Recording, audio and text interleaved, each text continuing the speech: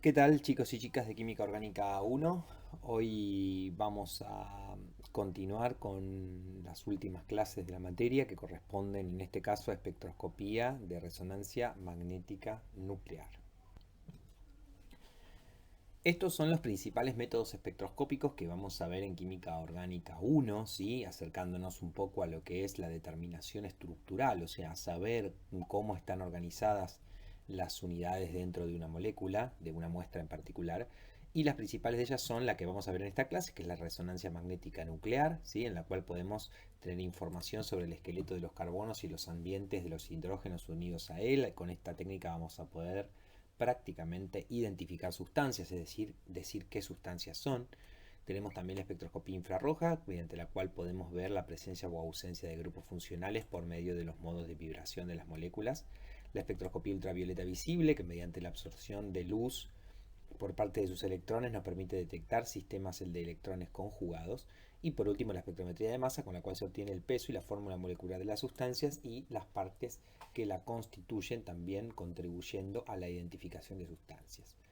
En particular, en esta clase vamos a abocarnos a la primera de ellas, que es la resonancia magnética nuclear. Vamos a comenzar con una breve introducción. En principio, la resonancia magnética nuclear, o RMN, que vamos a decir desde ahora, es una herramienta que es bastante poderosa actualmente, que es disponible o que tenemos disponible para identificar moléculas orgánicas. Acá es importante el sentido de la palabra identificar.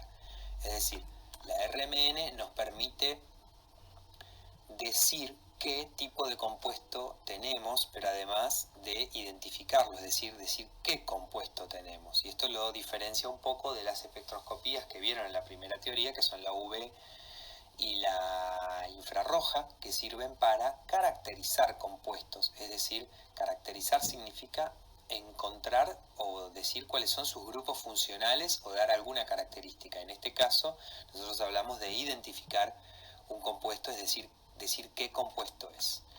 Al igual que las espectroscopías ultravioleta e infrarroja, es una técnica espectroscópica que en principio se puede considerar como de absorción, es decir, se absorbe radiación electromagnética y se aprovechan las propiedades magnéticas que tienen ciertos núcleos de átomos. Por ejemplo, el protón, el hidrógeno 1, el carbono 13, el nitrógeno 15, el flúor y el fósforo en sus únicos isótopos abundantes, y en particular se puede medir por medio de resonancia magnética nuclear cualquier núcleo que tenga spin distinto de cero, ¿sí? Porque esos núcleos con spin distinto de cero, que ahora vamos a ver de qué se trata, son los que absorben radiación electromagnética al encontrarse en un campo magnético externo.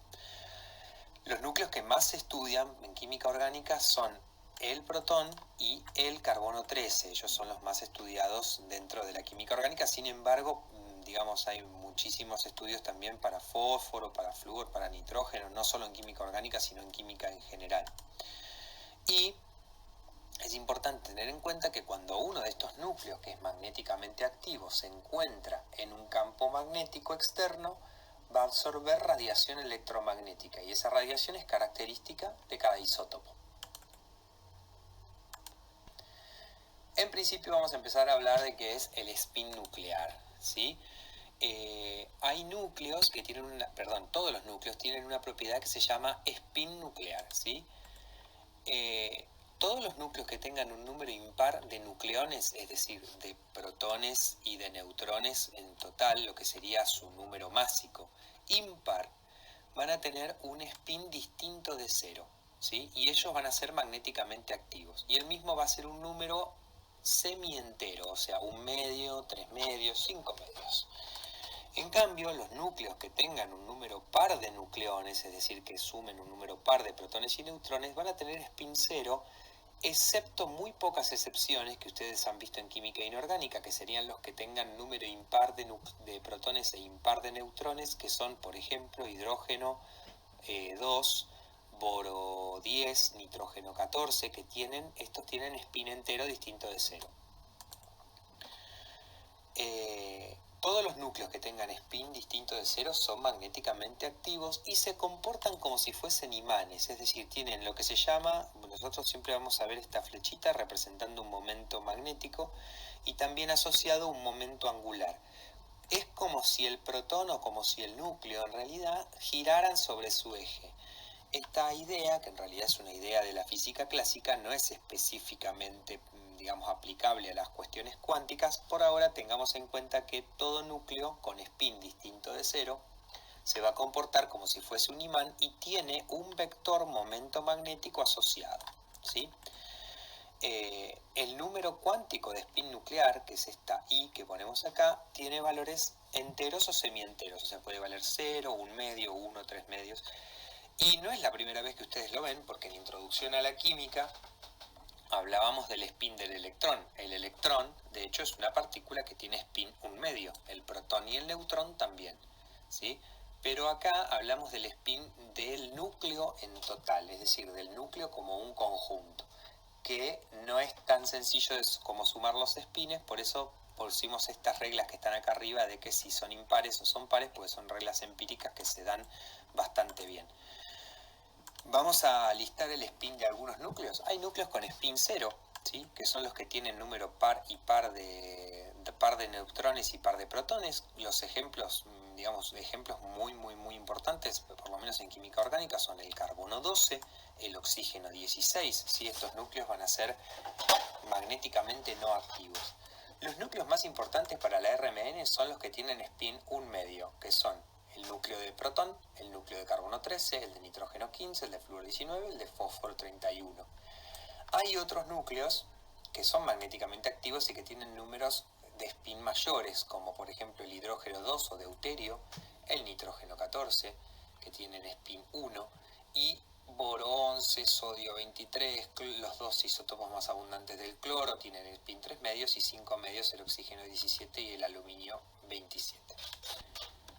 En principio, entonces, un protón genera, o un núcleo en realidad, ahora vamos a hablar mucho del protón, ¿sí? Del protón como hidrógeno, porque nos vamos a abocar a la resonancia magnética nuclear de hidrógeno acá, en Química Orgánica 1, y el protón como núcleo genera un campo magnético conocido como su momento magnético, ¿sí? Este campo magnético se asemeja al de una pequeña barra, es decir, es como si el protón que está acá, dice acá protón girando, porque esto es bien de los libros de orgánica básica. Ustedes siempre piensen que el protón, digamos, se supone como que gira, pero no se sabe si gira o no gira.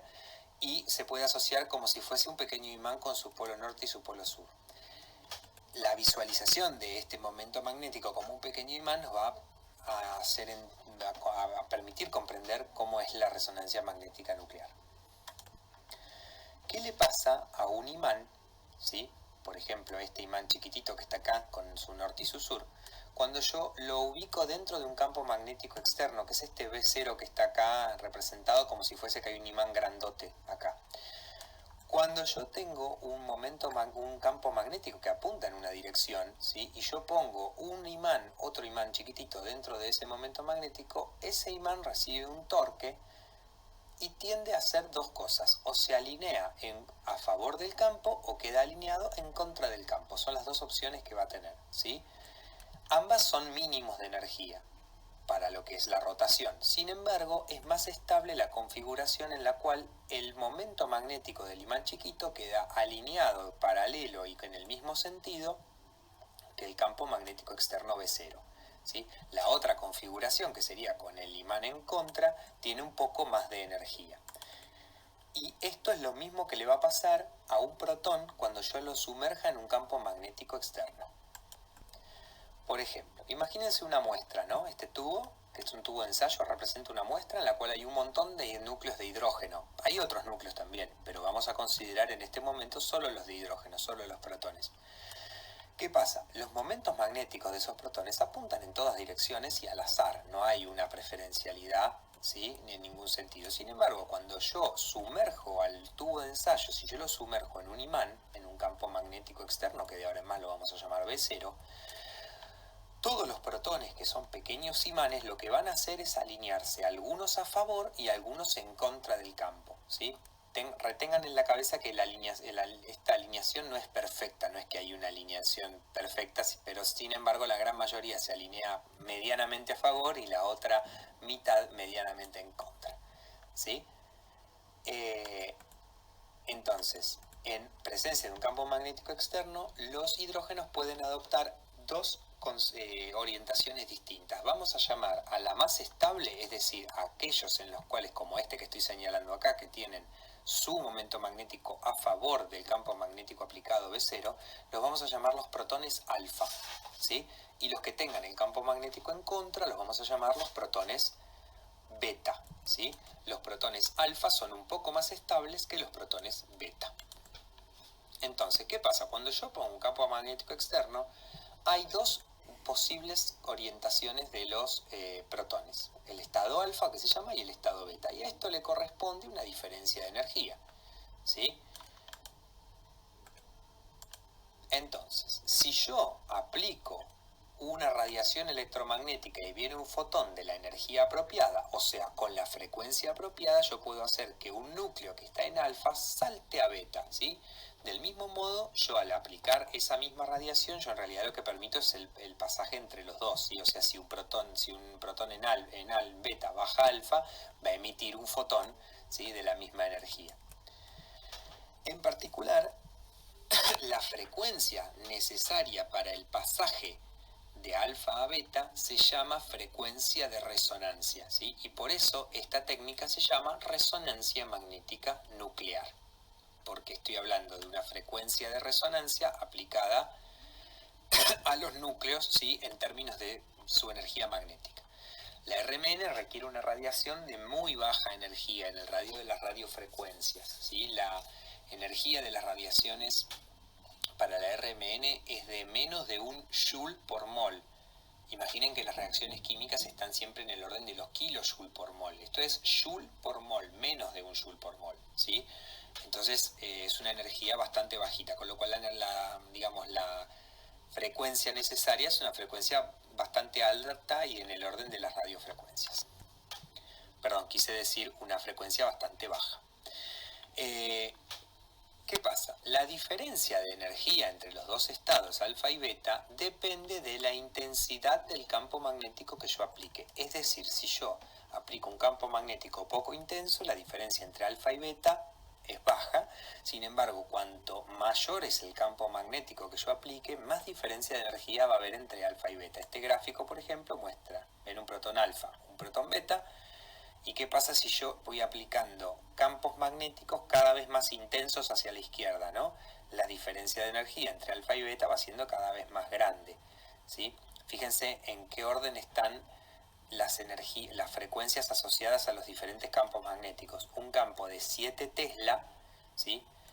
Requiere una frecuencia de resonancia para el hidrógeno de aproximadamente 300 MHz.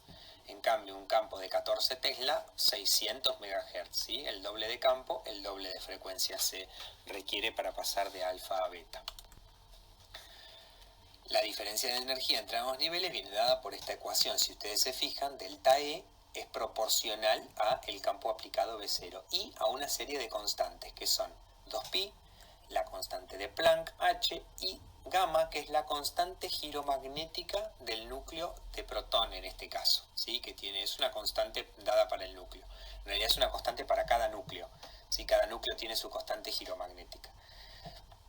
La frecuencia operativa del espectrómetro depende de la intensidad del imán que posee. O sea, si tiene un imán muy intenso, bueno, la frecuencia necesaria para la operación es cada vez más alta. Y cuanto mayor es la de intensidad del imán, la frecuencia operativa del instrumento va a ser más alta y va a mejorar la resolución del espectro. Los espectrómetros de RMN actuales operan en frecuencias entre 60 y 900 MHz para los núcleos de hidrógeno. De hecho, hoy hay equipos de 1000 MHz para núcleos de hidrógeno, ¿sí? Ahora, ¿qué pasa? Cuando yo aplico una frecuencia, ¿sí?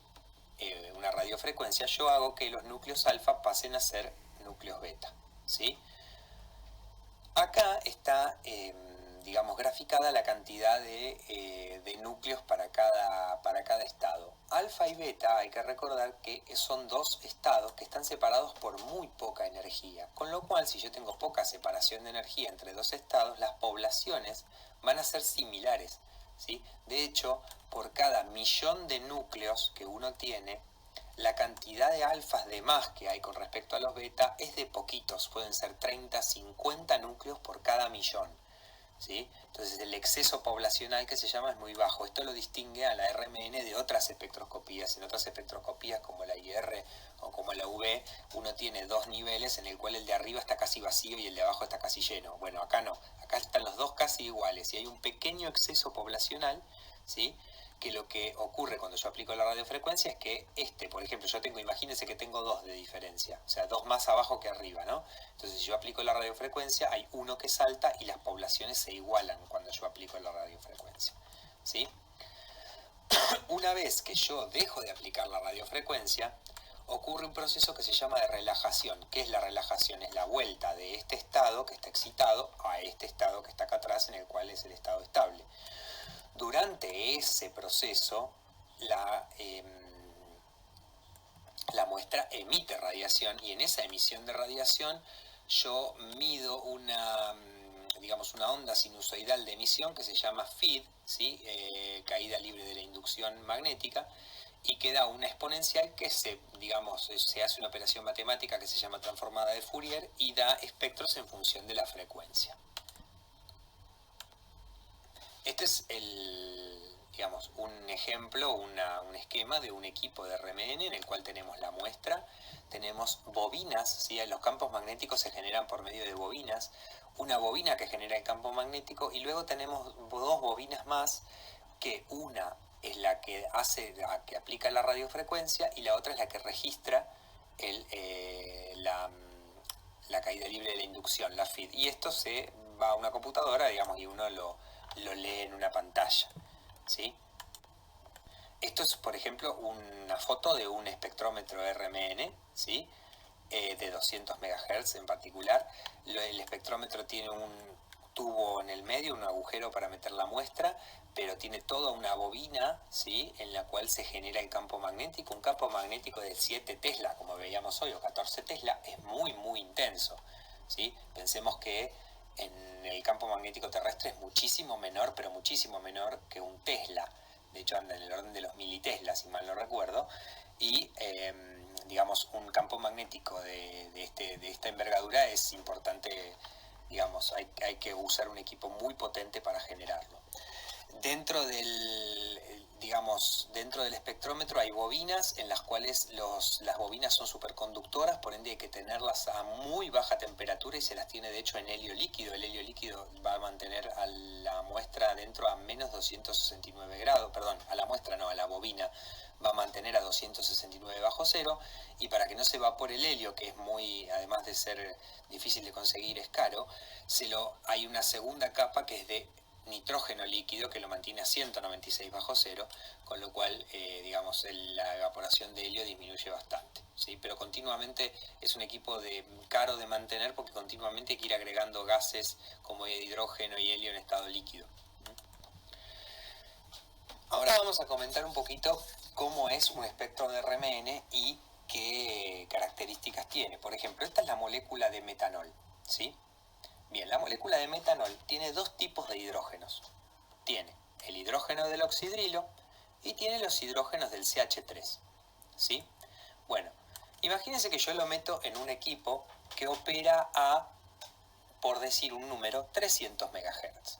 Bueno, yo voy a empezar a 300 MHz, pero voy a ir aumentando la frecuencia de a muy pocos hertz, de abajo para arriba.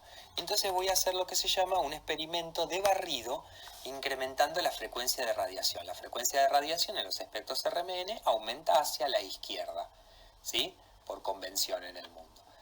¿Qué pasa? Cuando uno tiene metanol, por ejemplo, que tiene dos tipos de hidrógenos, los del CH3 y el del OH, resulta ser, y acá está la magia de la técnica, en que los dos no absorben exactamente a la misma frecuencia. Es decir, uno va aumentando la frecuencia de a poquititos hertz y ve que los hidrógenos del CH3 absorben primero y luego dejan de absorber y absorbe luego a frecuencia unos pocos hertz más alta el hidrógeno del oxidrilo. Reitero, la diferencia entre ellos acá es de muy pocos hertz. Los dos están alrededor de, por ejemplo, si yo lo metí en un equipo de 300 MHz, los dos resuenan más o menos 300 MHz. Pero hay pocos hertz de diferencia entre uno y otro. Y esa es la clave de esta técnica. La técnica también se puede hacer de otra manera, que es irradiando con una frecuencia de radiofrecuencia constante y ir aumentando el campo B0. Si yo voy haciendo esto, aumentando el campo B0, entonces los primeros que resuenan son los hidrógenos del oxidrilo, dejan de resonar y luego a campo más alto resuenan los hidrógenos del CH3. ¿Sí? Lo que vamos a hacer ahora es, les voy a dar una breve explicación oral en pizarrón de por qué esto es así. Bueno, vamos a intentar una explicación de por qué los protones, por ejemplo, de una molécula como el metanol, no absorben todos exactamente a la misma frecuencia, ¿sí? Esto es muy importante en la RMN, justamente esa es la diferencia entre los diferentes tipos de protones. Imaginemos que tenemos, por ejemplo, metanol, ¿no? Metanol tiene así, tiene esta estructura, y el metanol tiene dos tipos de protones. Un tipo de protón es el del OH, ¿sí? Y los otros son los protones correspondientes al grupo metilo, que los tres, en principio, tienen idéntica condición electrónica, ¿sí? Ahora, ¿por qué no todos absorben a la misma frecuencia si todos son núcleos de hidrógeno? ¿Sí?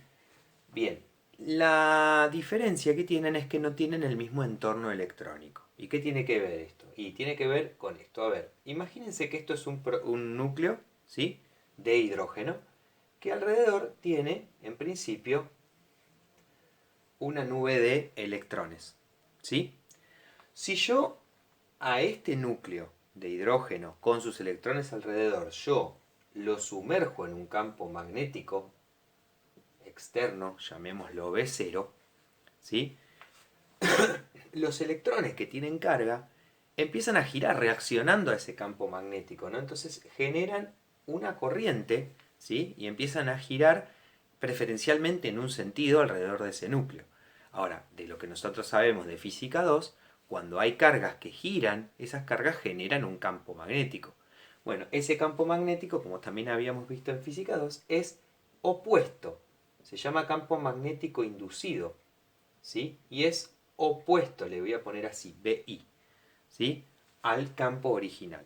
¿Mm?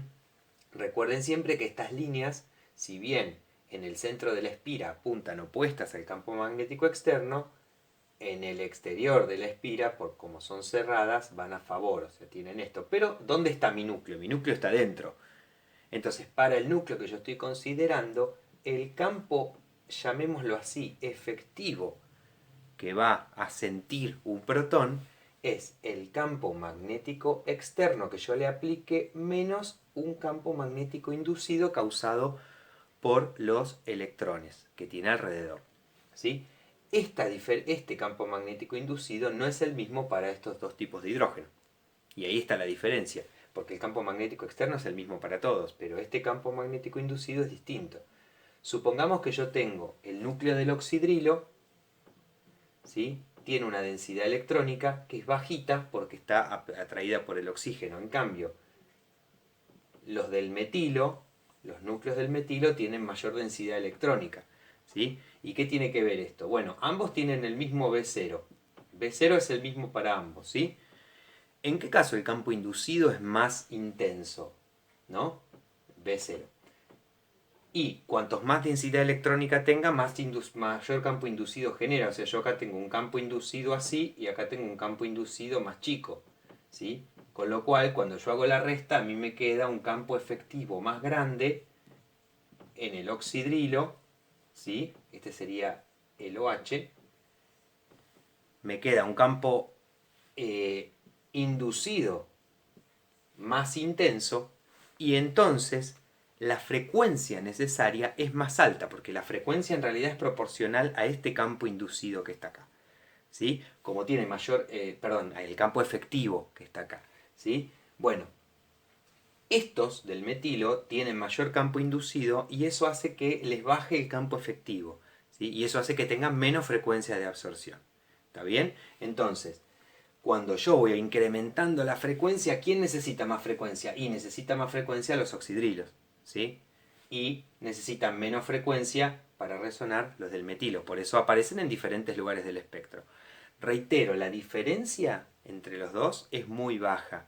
Es, por ejemplo, si yo estoy en un 300 MHz, o sea, 300 millones de Hertz, la diferencia entre los dos es de aproximadamente 300 Hz. O sea, es muy bajito si uno considera el total de la frecuencia, ¿no? Por ejemplo, es como si una fuera 300 millones y la otra es 300 millones 300. Hay muy poca diferencia entre ellas, pero no importa, esa es la diferencia justamente que mide la RMN, ¿sí? La diferencia de poquitos hertz, cuando digo poquitos pueden ser 100, 200, 300 hertz, de poquitos hertz entre los diferentes tipos de núcleos que tienen diferentes condiciones electrónicas alrededor, ¿sí?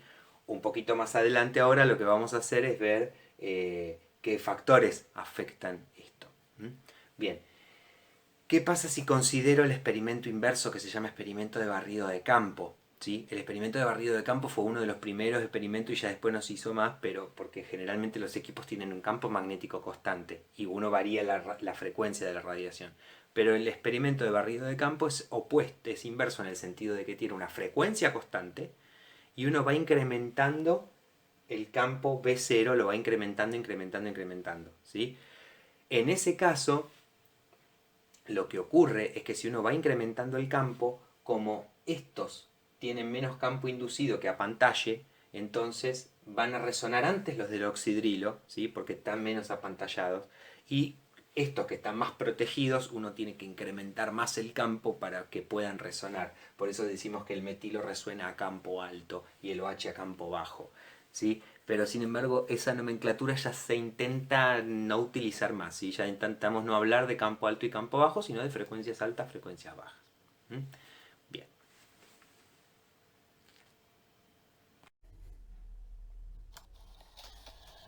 Bueno, entonces, para resumir, como veníamos diciendo, los diferentes protones de una molécula tienen diferente grado de apantallamiento, ¿sí? Es decir, el núcleo, al estar inmerso en una nube de electrones, esos electrones generan un campo magnético que es contrario al campo magnético externo, ¿sí? Y eso apantalla a los protones y hace que estén más protegidos, ¿sí? Con respecto al campo magnético externo. Siendo, entonces, que el campo magnético efectivo, es decir, el campo magnético que existe en las cercanías de un protón, va a ser el campo magnético externo menos ese campo magnético inducido. Una cuestión de cantidades, chicos, si por ejemplo el campo magnético externo es B0, es 7 Tesla, bueno, el campo efectivo que va a sentir un protón por ahí sea de 6,99995 Tesla, No hay mucha diferencia entre el B efectivo y el B0, es poquita esta diferencia. Sin embargo, esa diferencia es la que se mide en el espectro de RMN, por eso es importante. Entonces, cuando un protón esté desprotegido, ¿por qué va a estar desprotegido? Porque va a tener pocos electrones que lo protejan, y eso va a pasar cuando esté en presencia de átomos electronegativos. Por ejemplo, en la molécula de metanol, el hidrógeno del OH está menos apantallado, ¿sí? Absorbe a mayores frecuencias, o sea, a campos más bajos, ¿sí? Que los protones del metilo. Otros sistemas que causan protección y desprotección, además de los átomos electronegativos, son los sistemas insaturados, ¿sí? Los enlaces pi.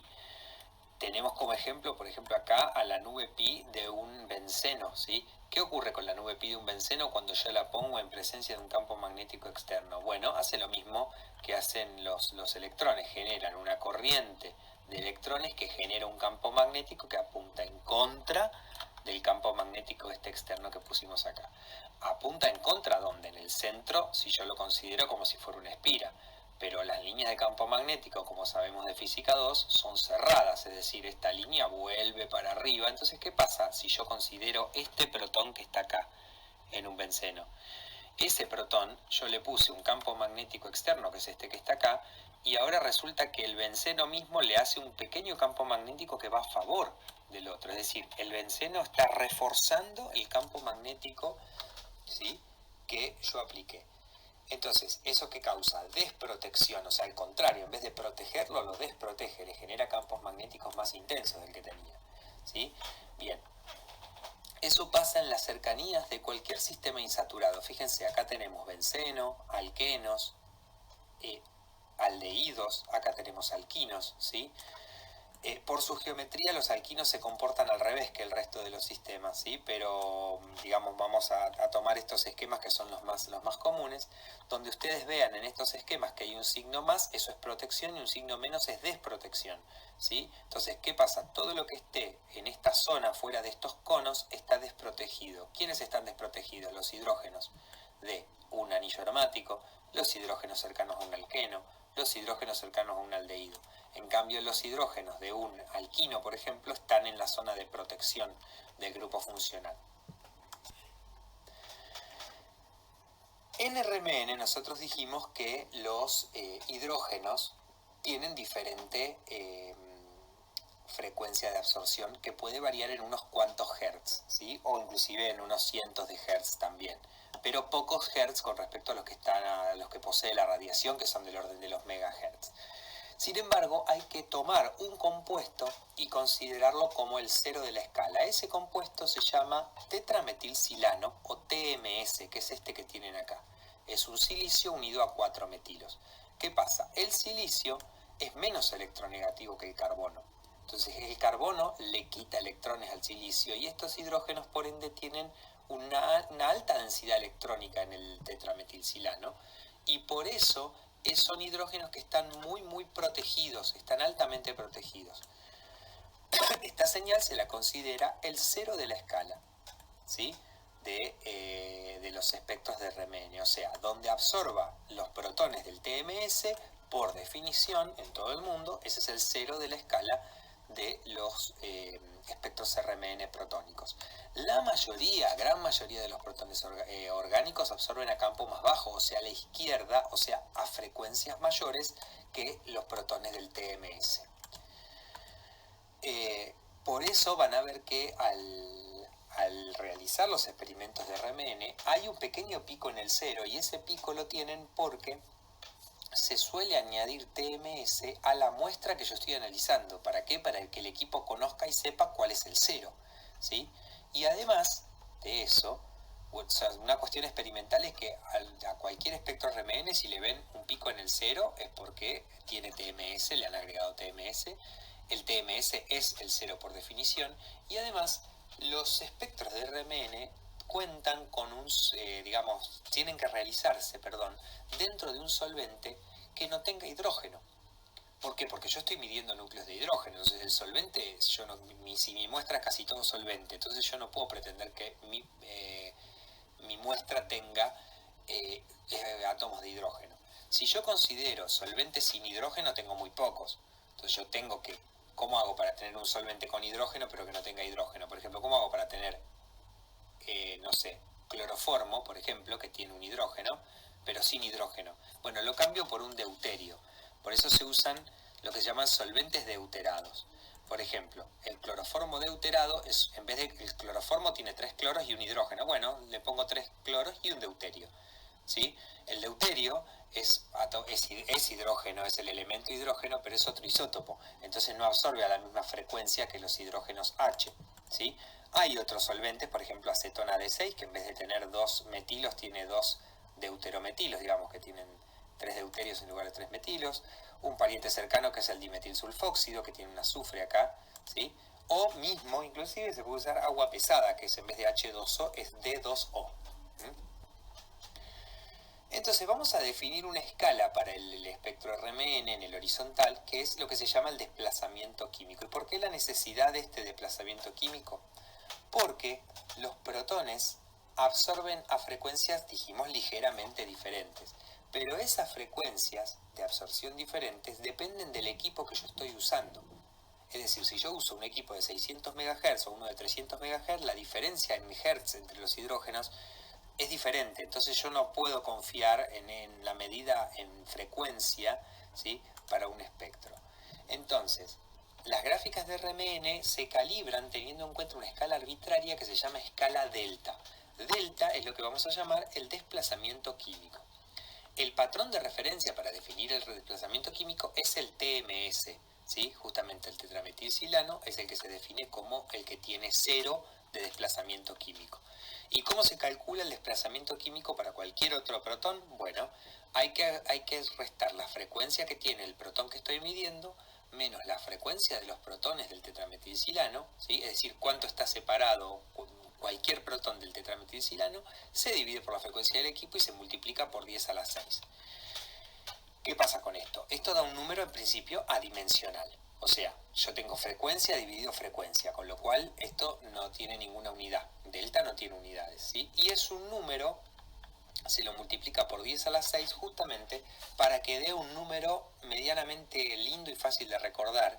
Y tengamos en cuenta que los valores normales de delta para cualquier tipo de compuesto van alrededor entre, vamos a decir, para casi todos los compuestos, entre 0 y 13, ¿sí? Más o menos. Son valores fáciles de recordar y lindos. Y van a ver que, como se está multiplicando por 1.000.000, van a ver que muchas veces se habla de que delta se mide en partes por millón, ¿sí?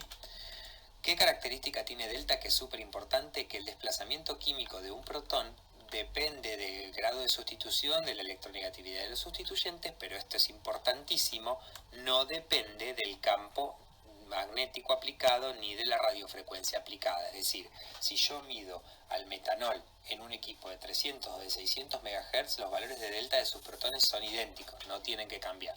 Sí cambian sus valores de frecuencia. Entonces, por ejemplo, este es el espectro del metanol teniendo en cuenta el desplazamiento químico delta. Los hidrógenos del metilo aparecen siempre alrededor de 3,4, ¿sí? Y los del OH, que en realidad son un poco más móviles, pero esto es metanol puro, aparecen alrededor de 4,9, ¿sí? Fíjense que acá está el pico del TMS en 0, y este espectro va a tener esta forma, va a tener este aspecto y estos valores de delta independientemente de si se hace en un equipo de 60, de 900 o de 1000 MHz. ¿Sí? Van a variar otras cosas del espectro. Por ejemplo, estas líneas pueden ser más angostas o más anchas, pero el valor central de estos picos y la cantidad de picos va a seguir siendo esta. Solamente para que recordemos y que tengamos en cuenta, recordemos que hacia la izquierda del espectro yo tengo valores mayores de delta, fíjense 5, 6, 7, 8. Esto corresponde a mayores frecuencias de vibración, esto corresponde también a desprotección. Los hidrógenos más a la izquierda del espectro RMN están más desprotegidos, ¿sí? Y resuenan lo que uno diría a campo más bajo. Este tipo de expresión como campo bajo y campo alto, hoy por hoy ya se intenta no decirlas, ¿sí? Han caído en desuso, pero las pongo acá porque también conviene tenerlo en claro. Así que hacia la derecha tengo menores frecuencias de resonancia, deltas menores, y los protones de la derecha están más protegidos que los protones de la izquierda.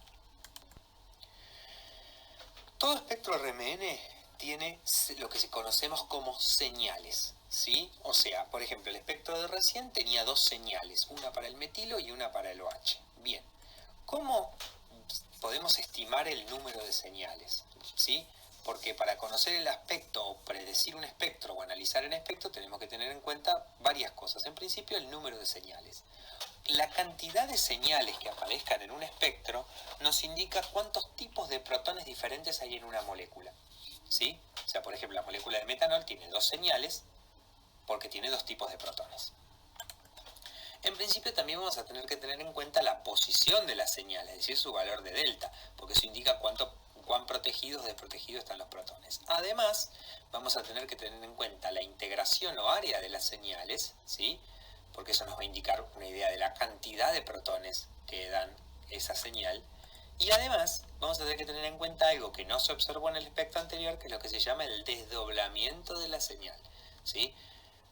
El desdoblamiento de las señales, algunas señales se parten en dos o se parten en tres o en cuatro partes distintas, que ahora lo vamos a ver en breve.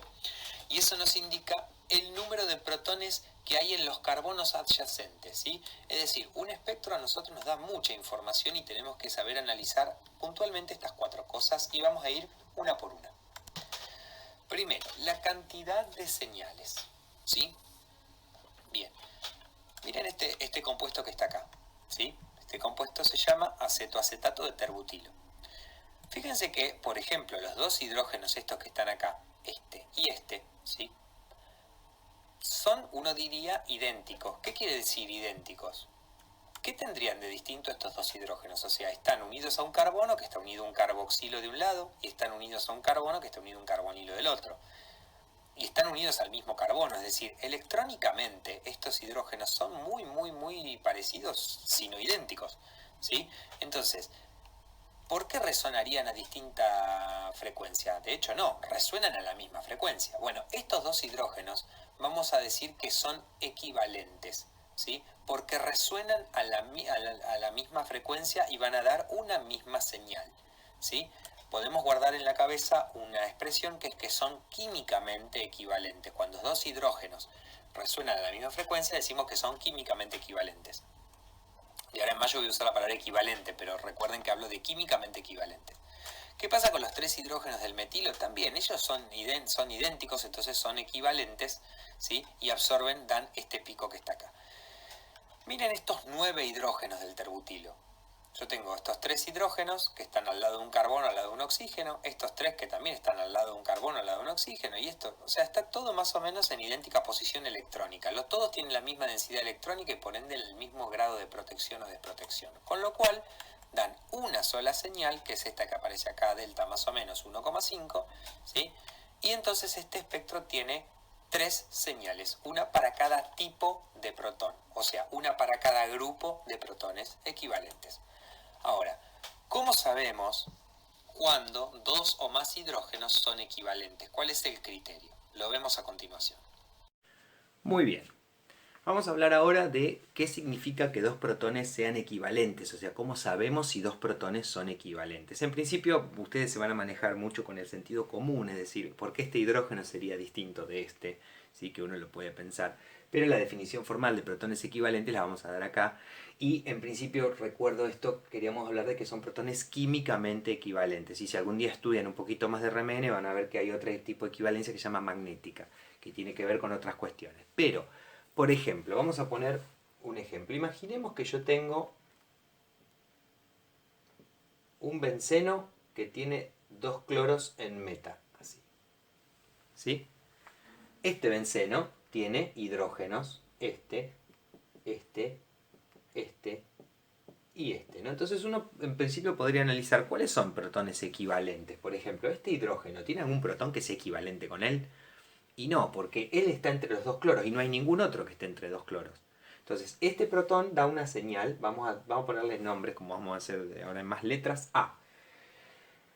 Este hidrógeno está en meta con respecto a los 2 cloros y tampoco tiene otro que sea, digamos, equivalente con él. Pero claramente si uno observa este hidrógeno y este hidrógeno, uno puede pensar, y tenemos ya sentido común químico para entender que no tiene por qué haber diferencia entre ellos. Este tiene un cloro en para, un cloro en orto, este tiene un cloro en orto y un cloro en para, ya está.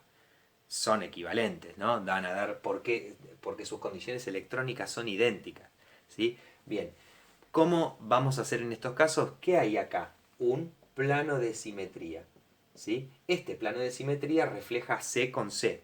Bueno, siempre que haya un plano de simetría que refleje, ¿sí? Dos hidrógenos, entonces esos hidrógenos van a ser equivalentes, ¿sí? También puede haber ejes de simetría. Por ejemplo, si yo considero una molécula como esta, cloro, cloro, cloro, ¿sí?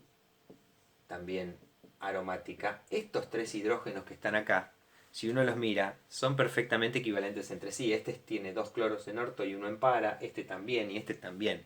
¿Cuál es la operación de simetría acá? Acá no es que hay planos de simetría, de hecho los hay, pero también hay, por ejemplo, giros. Si uno gira 120 grados la molécula queda idéntica. Bueno, también si uno hace rotaciones de la molécula, ¿sí? Lo que se llaman ejes de simetría, también puede establecer la equivalencia.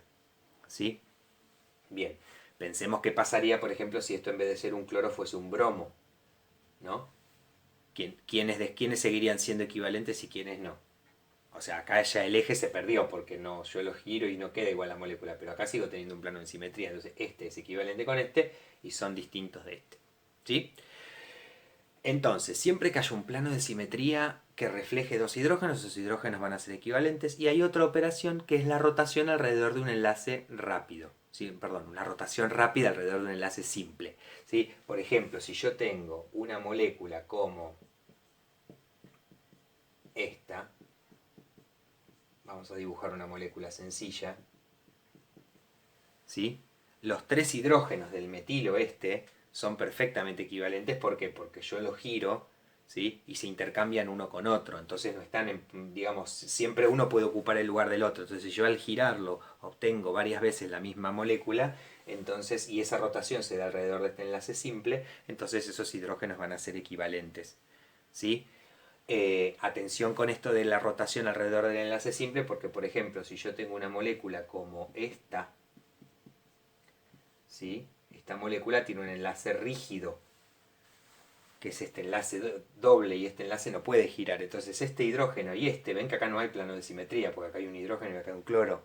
Bueno, este hidrógeno y este no se pueden intercambiar por rotación. Entonces no son equivalentes entre sí, dando señales distintas. ¿Sí? Bien, seguiremos analizando igual el caso de la equivalencia en contextos un poco más complejos. Bueno, entonces como vimos, digamos, una vez que uno tiene el número de la cantidad de señales, otra de las cuestiones a considerar es la posición de esas señales, o sea, los valores de delta de los diferentes protones. Como dijimos, los valores de delta no dependen del equipo de RMN que se use y son constantes para cada sustancia, en realidad para cada tipo de protón de cada sustancia.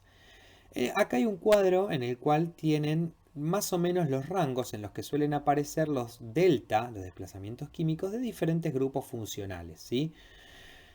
A ver, ustedes van a ver que para el tema de los delta tenemos tablas, ¿sí? Las tablas yo no se las voy a enseñar a usar acá,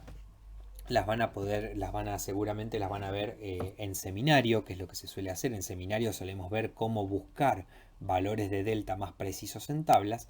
De cualquier manera, la cátedra tiene un libro que se llama Nociones de Resonancia Magnética Nuclear, que creo que está en el grupo de Facebook, lo pueden bajar. Y ahí hay un capítulo que es el capítulo 2 en el cual se explica bastante bien cómo buscar en las tablas y cómo estimar. Pero por ahora yo lo que les voy a pedir es que retengan en la cabeza algunos valores. Por ejemplo, los delta altos, más allá de 11, entre 11 y 13, son propios de los protones de ácidos carboxílicos.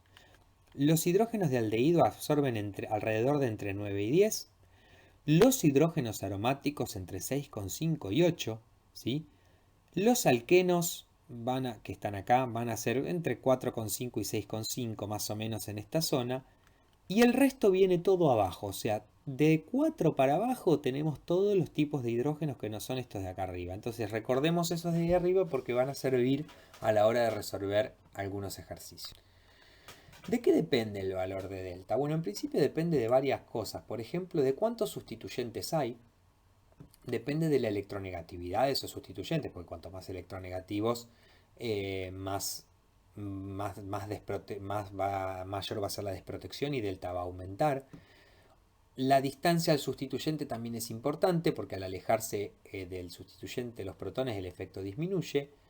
Como habíamos dicho, la presencia de dobles o triples enlaces es importante porque son zonas de desprotección y además las interacciones intermoleculares tipo puente hidrógeno, ¿sí? Con el tipo de disolvente y cosas por el estilo afectan los valores de delta, especialmente los de hidrógenos de OH y de NH.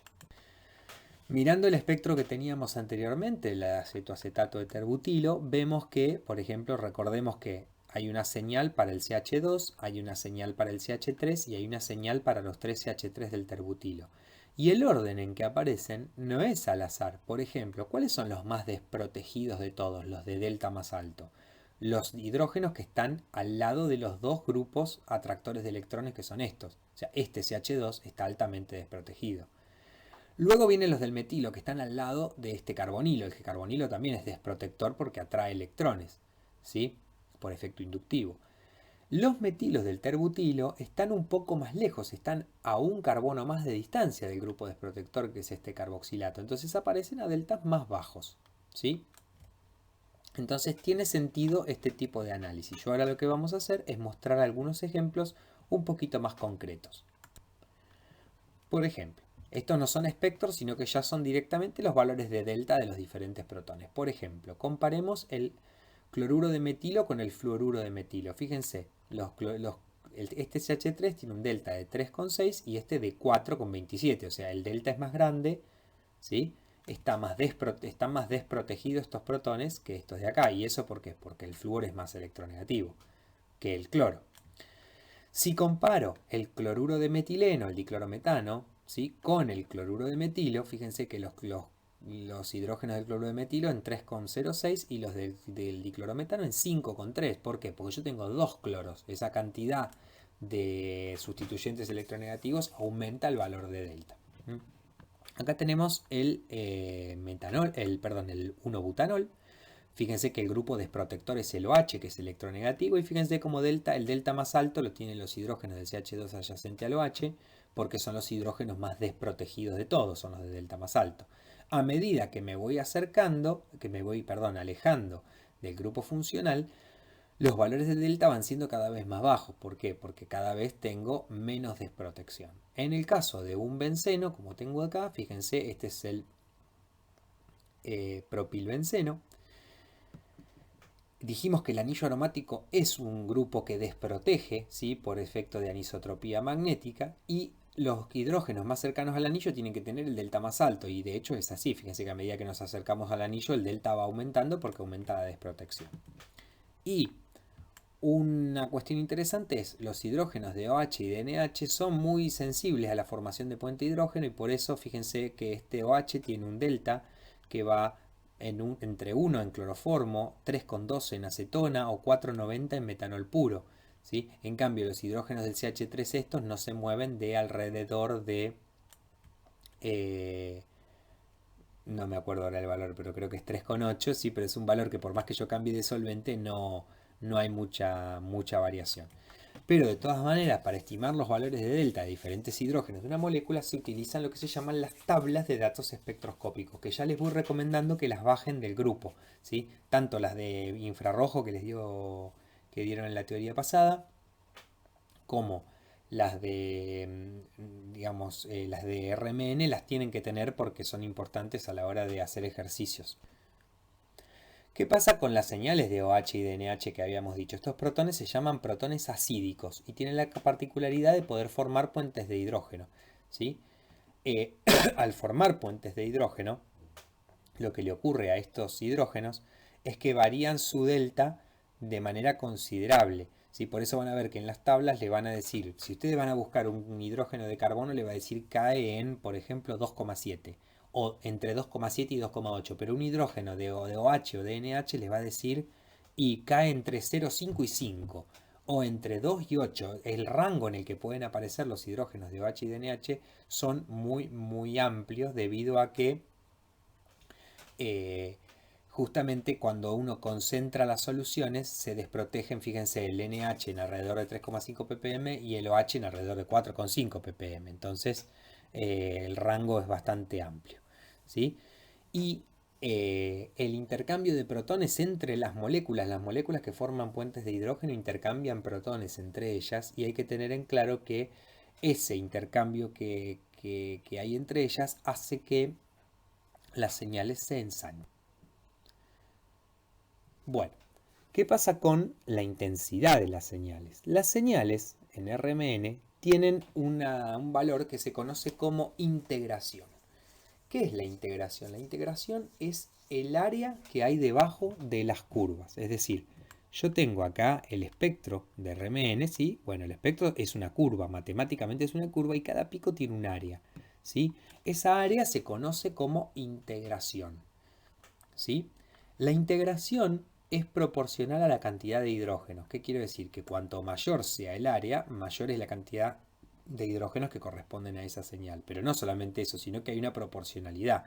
Por ejemplo, la señal del terbutilo, que está acá, tiene que tener el triple de área que la señal del metilo este. ¿Por qué? Porque tiene el triple de protones, ¿sí? Entonces, ¿cómo hacemos para calcular la integración o para dar la integración o para estimar la integración? Bueno, en principio vamos a ver tres formas, aunque después digamos vamos a quedarnos quizás más con una que con otra, pero en principio la integración se puede calcular a partir de la curva integral, a partir de valores arbitrarios o directamente diciendo cuántos hidrógenos corresponden a cada señal. Es decir, esto que ocurre acá, fíjense por ejemplo, me dieron el espectro y me dicen esto es para 9 hidrógenos, esto es para 3 y esto es para 2. Esto es muy común en los espectros, ¿sí? Que me digan directamente cuántos hidrógenos corresponden a cada señal y eso se conoce como la integración. Hay una forma que es, digamos, de estimar la integración. Por ejemplo, este es el espectro, ¿no? Esto tiene dos señales y corresponde al metilterbutiléter, que es este éter que está acá. Cuando uno mira el metilterbutiléter, uno tiene dos tipos de señales, ¿no? Las del terbutilo y la del metilo. La del metilo aparece más desprotegida porque está más cerca del oxígeno que los hidrógenos del terbutilo, ¿sí? Entonces tenemos una señal acá y una señal acá grandota. ¿Qué es lo que ocurre cuando uno tiene o cómo uno con esto saca la cantidad de hidrógenos correspondientes a cada señal? Bueno, en principio tengo que conocer la cantidad de hidrógenos que tiene el compuesto, es decir, tengo que conocer su fórmula molecular. Por ejemplo, en este caso la fórmula molecular es carbono 5, hidrógeno 12, oxígeno, ¿sí? Entonces, yo tengo que conocer esa cantidad. ¿Por qué? Porque a mí me van a dar lo que se llama la curva integral, que es esta que está acá, ¿sí? La curva integral es la curva que va midiendo el área punto por punto. Es la curva matemática de la integral, ¿sí? ¿Cómo hacía yo en análisis 1 cuando quería saber, por ejemplo, el área de un pico si yo tenía su integral? ¿Qué hacía? Restaba este valor menos este valor, o sea, la curva después menos la curva integral antes. Si mal no recuerdo yo, G de B menos G de A, era la regla de Barrow, ¿sí? Bueno, ¿qué ocurre? Eso de esa diferencia delimita lo que le vamos a decir un escalón, ¿sí? O sea, la curva viene y de repente tiene un escalón. Ese escalón tiene un alto y ese alto es el que es el proporcional al área del pico en el cual se dio el escalón, ¿sí? ¿Yo qué tengo acá? Tengo acá un pico, un escalón. Otro pico, otro escalón. Tengo una diferencia acá y una diferencia acá. ¿Cuál es la diferencia acá? Acá dice, por ejemplo, dos espacios, ¿no? Dos renglones. Y acá tengo una diferencia de 6 renglones. ¿Qué quiere decir eso? Que si yo tengo acá 2 y acá 6, esto tiene que ser el triple de esto. O sea, digamos, esta señal tiene el triple de área que esta señal que está acá. Y si yo tengo 12 hidrógenos, es fácil darse cuenta que si yo tengo el triple en uno que en otro, tienen que ser 9 y 3.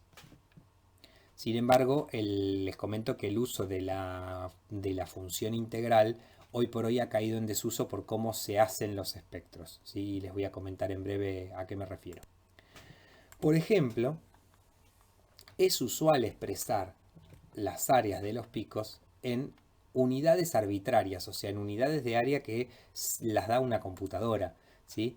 En realidad, cuando uno tiene un espectro en un programa para ver espectros, lo que suele pasar es que a uno de los picos se le da, al primero que se elige, se le da área 1 y el resto tienen área aproximadamente, expresada en términos de S1. Por ejemplo, imagínense este compuesto que está acá. Tiene carbono 10, hidrógeno 16, oxígeno 2, ¿no? Tiene 16 hidrógenos. Y yo tengo un pico que tiene área 1, un pico que tiene área 0,74 y otro que tiene área 2,28. Estos que están acá arriba son los valores de delta, 2,73, 1,33, 0,89. Ahora, ¿cómo hace uno con estos valores para sacar los hidrógenos que le corresponden a cada señal de estos 16? Bueno, eso lo vemos a continuación. Muy bien. Vamos a ver entonces con este ejemplo cómo hacemos para calcular el área correspondiente, o perdón, la cantidad de hidrógenos que corresponden a cada uno de los picos. Yo acá lo que hice fue copiar un poquito el espectro. En realidad este es el pico más bajo en intensidad y este es uno de los más altos. Igualmente no hablamos de intensidad sino de área, ¿eh? Siempre recuerden que hablamos del área de los picos. ¿Cómo hago yo cuando tengo los valores estos que también pueden ser las medidas de los escalones cuando uno tiene la curva de integración? Se hace exactamente igual. ¿Qué hago yo? Yo sumo todas las integraciones. Estas integraciones son números, digamos, al azar que uno puso, digamos, perdón, no quise decir al azar, arbitrarios. Uno elige uno de los picos y le pone un área que generalmente los programas, esto lo hacen los programas de computación, le asigna el valor 1 al primero que uno elige. Y uno elige alguno al azar, digamos. Entonces uno elige, yo elegí el primero, entonces es 1, ¿sí? Le vamos a poner letras A, B, C a esto, ¿sí? Bien, 3 señales tengo, A, B y C. ¿Cuántos hidrógenos corresponden a cada señal? Bien, obviamente la señal que más integración tenga es la que le corresponden más hidrógenos, la que tenga menos es la que le corresponde menos. La pregunta es ¿cuántos? Bueno, en principio yo lo que voy a hacer es sumar 1 más 0,74 más 2,28. Esto da 4,02. Esta es la integración total de todos los picos del espectro. O sea, todos estos picos del espectro suman 4,02 de integración. ¿Y esto a cuántos hidrógenos corresponde? A todos los hidrógenos del compuesto. Y el compuesto tiene en su fórmula molecular 16 hidrógenos. ¿Sí? Así que 1, por ejemplo, para la señal A, y hacemos 1 por 16 dividido 4,02, y esto da 3,98. Ahora, esto siempre redondeémoslo a un entero. Por ejemplo, en este caso va a ser 4 hidrógenos. O sea, la señal A corresponde a, o la dan 4 hidrógenos de la molécula. ¿Sí?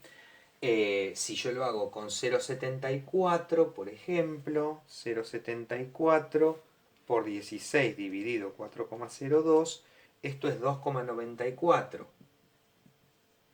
O sea, 3 hidrógenos. ¿Sí? La señal B corresponde a 3 hidrógenos. Y acá ya o hago la regla de 3 o resto, pero si tengo 16 y le resto 7, acá hay 9 hidrógenos. ¿Sí? Y esto entonces nos permite saber cuántos hidrógenos corresponden a cada una de las señales.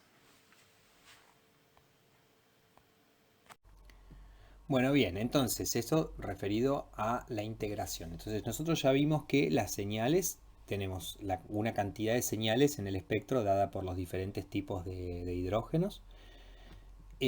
Tenemos una posición para cada señal y tenemos una integración para cada señal. Bueno, cada señal además va a tener una última propiedad que se conoce como multiplicidad y es lo que se llama el desdoblamiento de las señales, ¿sí? El desdoblamiento tiene su origen en los protones vecinos a un protón particular, ¿sí? O sea, los hidrógenos que están en los carbonos de al lado. Y eso tiene que ver con que los hidrógenos que están en los carbonos de al lado pueden ser alfa o pueden ser beta y eso altera la energía de los hidrógenos que están resonando. ¿Cómo saber en cuánto se va a desdoblar una señal? Bueno, eso depende de la cantidad de vecinos. La división, o lo que vamos a llamar multiplicidad de una señal, se determina mediante lo que se llama la regla n más 1. N es la cantidad de hidrógenos que hay en los carbonos vecinos, ¿sí? A un hidrógeno particular.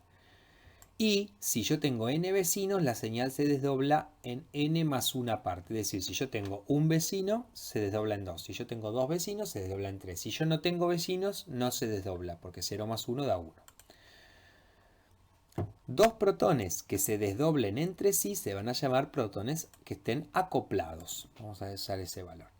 Y una señal de un protón nunca se desdobla por la presencia de protones equivalentes con él. Por ejemplo, en este compuesto, ¿sí? Cloro, CH2, CH2 cloro, que uno se fija, estos hidrógenos están en carbonos adyacentes, pero son equivalentes, no hay desdoblamiento, no hay acoplamiento entre ellos, ¿sí? Y da lo que se conoce como un singulete, es decir, una señal que no tenga desdoblamiento. Vamos a ver un ejemplo. Por ejemplo, miremos este compuesto, ¿no? Que se llama 1,1,2-tribromoetano. El 1,1,2-tribromoetano tiene 3 hidrógenos. Este que está en verde acá y estos dos que están en rojo acá. Estos dos que están en rojo son equivalentes. ¿Cómo es el espectro? Miremoslo al espectro, ¿no?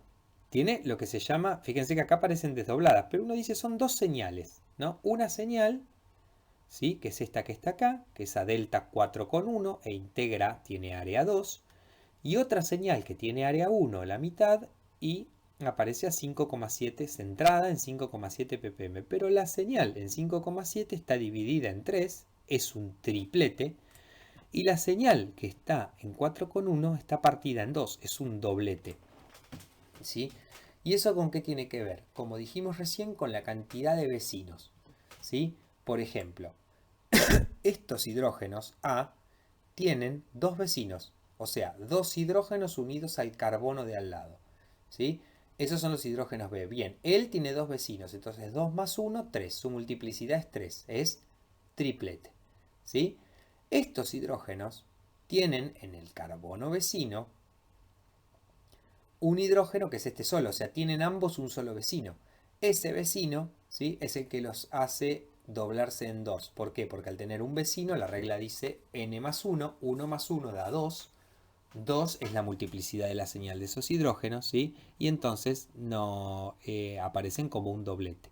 Una cuestión importante es estos hidrógenos, recordemos, no se desdoblan entre sí porque son equivalentes, ¿sí? Ellos no tienen acoplamiento entre sí.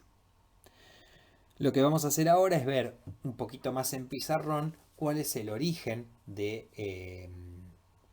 de este fenómeno, y a dar algunos ejemplos más. Muy bien, vamos a analizar este fenómeno que aparece en la RMN que se llama multiplicidad de las señales. Y yo acá dibujé la misma molécula que tenemos para en el ejemplo de la última filmina que vimos, que es el 1,1,2 tribromoetano, ¿sí?, que tiene dos tipos de señales. Tiene una señal para este hidrógeno, ¿sí?, que está acá, y una señal para estos dos que están acá, que son equivalentes, ¿sí?, porque en particular hay un plano de simetría que los intercambia y entonces dan una sola señal. Bien, ahora, ¿qué es lo que ocurre y por qué es que estas señales, por tener vecinos, se rompen en dos, se desdoblan en dos, en tres, en cinco partes, en varias? Vamos a empezar con el ejemplo de qué le pasa a estos dos que están acá, ¿sí? Ustedes imagínense que la molécula, en algún momento uno va incrementando el valor de la radiación y de la frecuencia, y en algún momento estos dos empiezan a resonar, o sea, empiezan a pasar de alfa a beta y de beta a alfa. Bien, en ese momento que ellos pasan de alfa a beta o de beta a alfa, este de acá no resuena, porque no son equivalentes, resuena uno a una frecuencia y el otro a otra frecuencia. Entonces, mientras estos están resonando, este está quietito, digamos, o está alfa o está beta, ¿sí? Entonces, ¿qué pasa? Estos hidrógenos que están acá van a tener algunos un vecino alfa y algunos un vecino beta. ¿Cuántos? ¿Se acuerdan que hoy dijimos que la diferencia entre los alfa y los beta era baja? Que si uno tiene 1.000.000 de betas, tiene 1.050.000 de alfas. Los alfa y los betas son prácticamente 50-50. Entonces, estos que están acá, la mitad de la muestra va a tener un vecino alfa y la mitad va a tener un vecino beta. ¿Y en qué cambia eso? Bueno, que si nosotros recordamos, ¿se acuerdan que los hidrógenos estos tienen el campo magnético propio en el cual uno lo está sumergiendo? Después encima tenés el campo magnético inducido contrario. Bueno, este que está acá también altera el campo magnético de estos dos que están acá. Lo intensifica o lo debilita un poco. Entonces, ¿qué pasa? Los que tienen el vecino alfa van a resonar a una frecuencia ligeramente distinta a los que tienen un vecino beta. Ligeramente distinta puede ser 5 Hz, 10 Hz, son muy poquitos Hz de diferencia, ¿sí? Entonces, ¿qué pasa? Uno va a tener entonces dos frecuencias ligeramente distintas, ¿sí?, para estos protones. Serían los que tienen el vecino alfa, los que tienen el vecino beta. Una cuestión: a veces son los de la derecha, a veces son los de la izquierda, los que tienen el vecino alfa, el vecino beta. Eso por el momento no lo sabemos, ¿sí? Bien, entonces se produce esto. ¿Qué pasa? Por tener un vecino, yo tengo un doblete, ¿sí? Si yo tengo un vecino, obtengo un doblete, o sea, la multiplicidad de la señal es 2, ¿sí? ¿Qué pasa con este que tiene estos vecinos que están acá? Bueno, otra vez, cuando él resuena, estos dos que están acá están quietitos, o está cada uno alfa o cada uno beta. Pero ahora me parecen más posibilidades, ¿no? Porque yo puedo tener... ¿Qué vecinos puedo tener? Puedo tener vecinos alfa y alfa, ¿no? Puede ser que los dos vecinos de él sean justo los dos alfa. Puede ser que uno sea alfa y el otro sea beta, ¿sí? Puede ser que tengo un vecino beta y el otro alfa, que no es lo mismo. O puede ser que ambos vecinos sean beta. ¿Y qué probabilidad hay de cada una de estas cosas? Y bueno, dijimos que entre alfa y beta está más o menos igual. Entonces, esto va a ser una cuarta parte, una cuarta parte, una cuarta parte y una cuarta parte. ¿Sí? ¿Qué característica va a tener? Estos dos, que son los dos alfa, los dos van a tirar para un mismo lado y los beta van a tirar los dos para el otro lado. Los alfa y los beta estos se van a cancelar porque lo que haga uno va a contrarrestar con el otro y en particular son el doble de estos. ¿Qué quiere decir? ¿Qué tipo de señal va a dar esto? Va a haber una señal en el centro, ¿sí? Que va a corresponder a todos los que tengan un vecino alfa y un vecino beta o al revés. Y va a haber otra señal correspondiente a los dos vecinos alfa y otra correspondiente a los dos vecinos beta, pero que tienen la mitad de la intensidad de la del medio. ¿Está bien?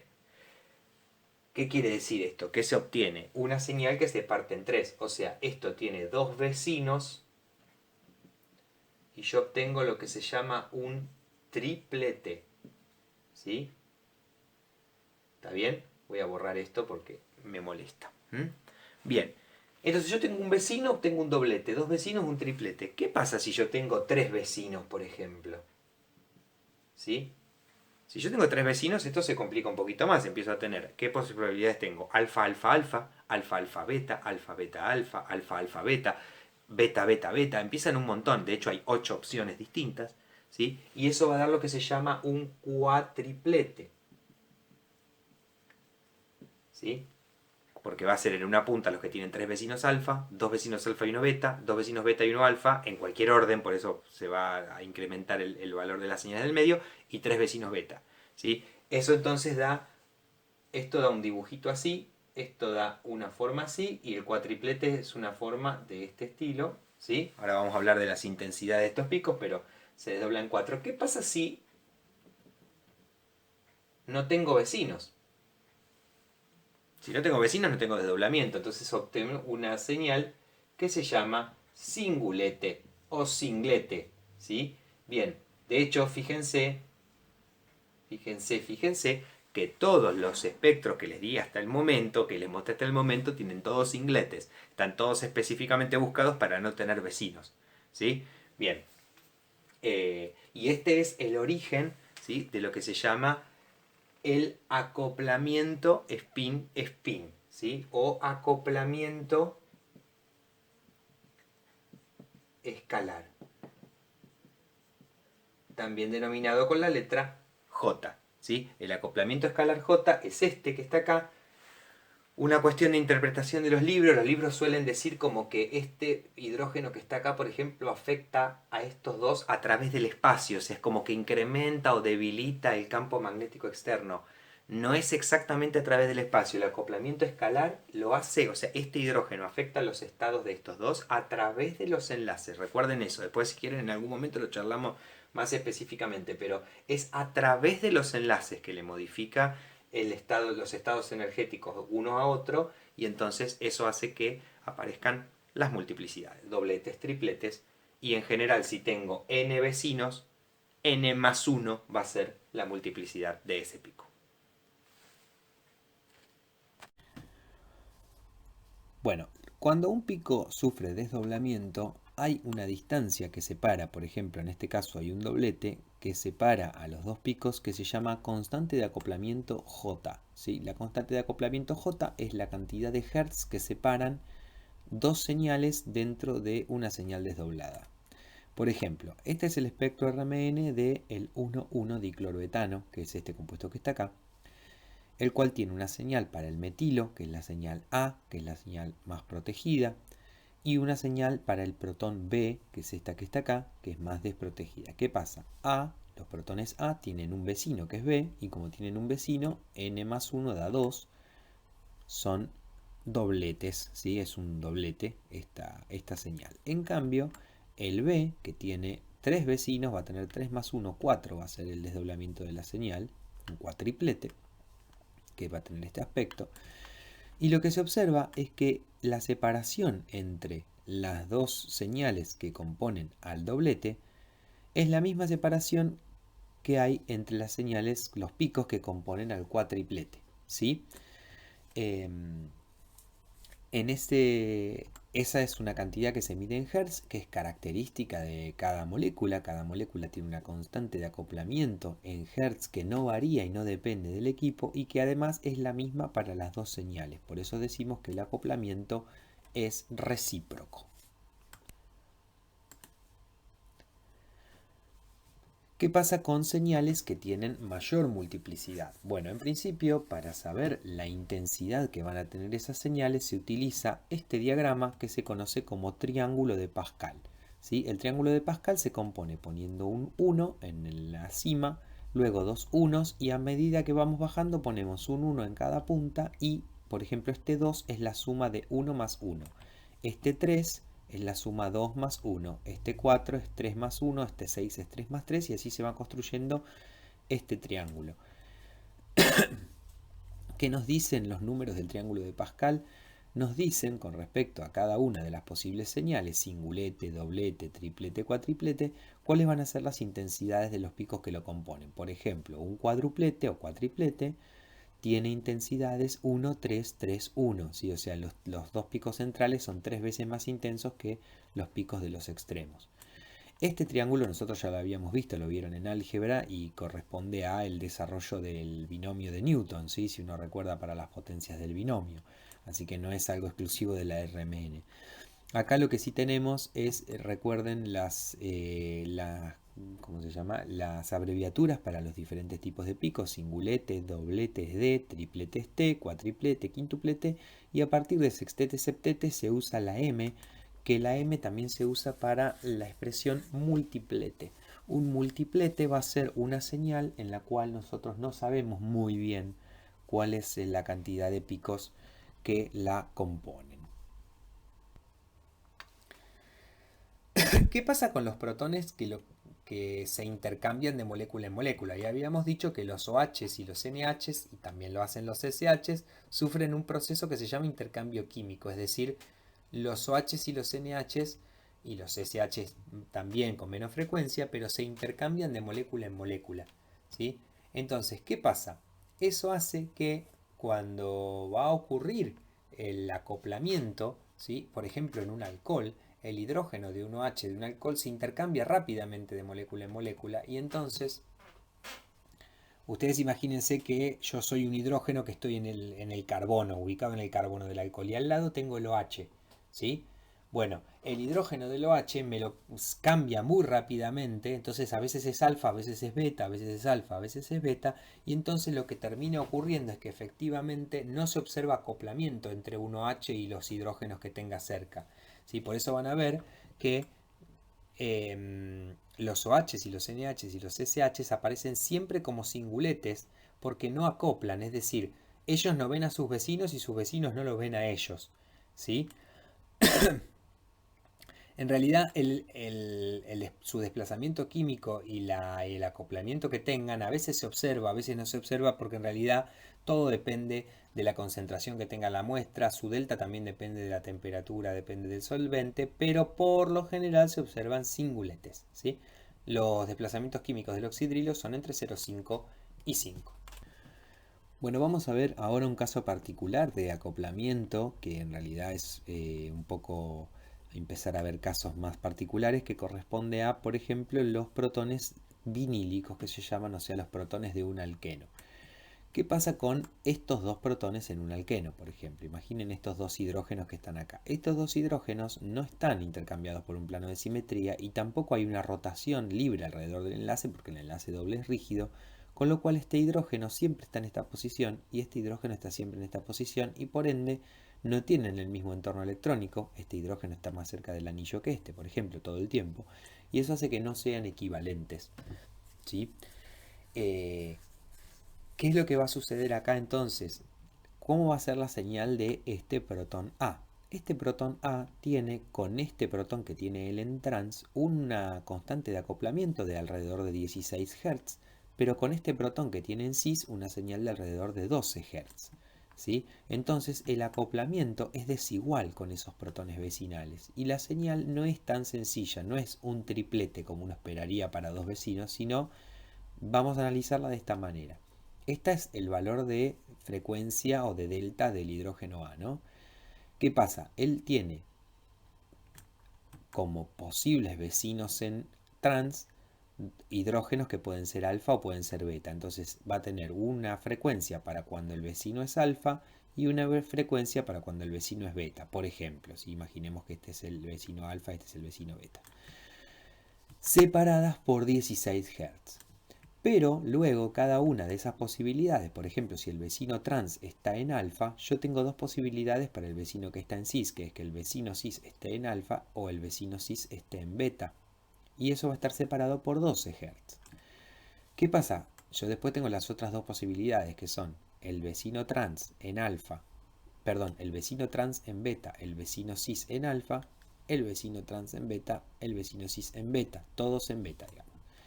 Y entonces voy a tener cuatro señales. Las del medio no se van a superponer como en los tripletes, ¿sí?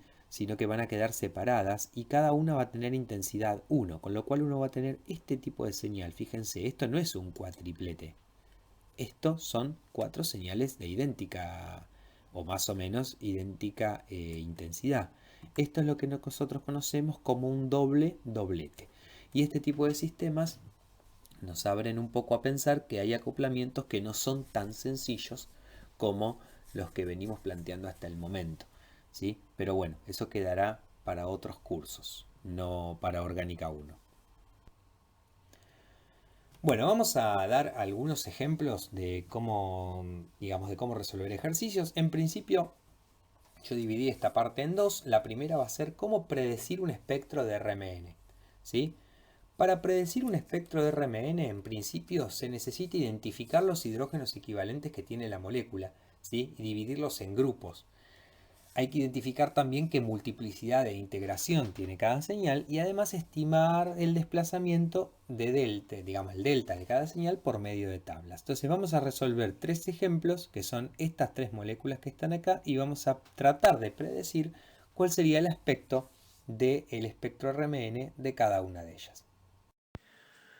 Muy bien, vamos a empezar entonces a predecir o por lo menos intentar decir cómo son algunos espectros de algunas sustancias. Por ejemplo, yo escogí tres como para ejemplificarles y que después ustedes practiquen en el seminario. Es muy importante que hagan el seminario, ¿sí? De esto de RMN porque requiere práctica. Lo mismo va a pasar con espectrometría de masa, con infrarrojo, con UV.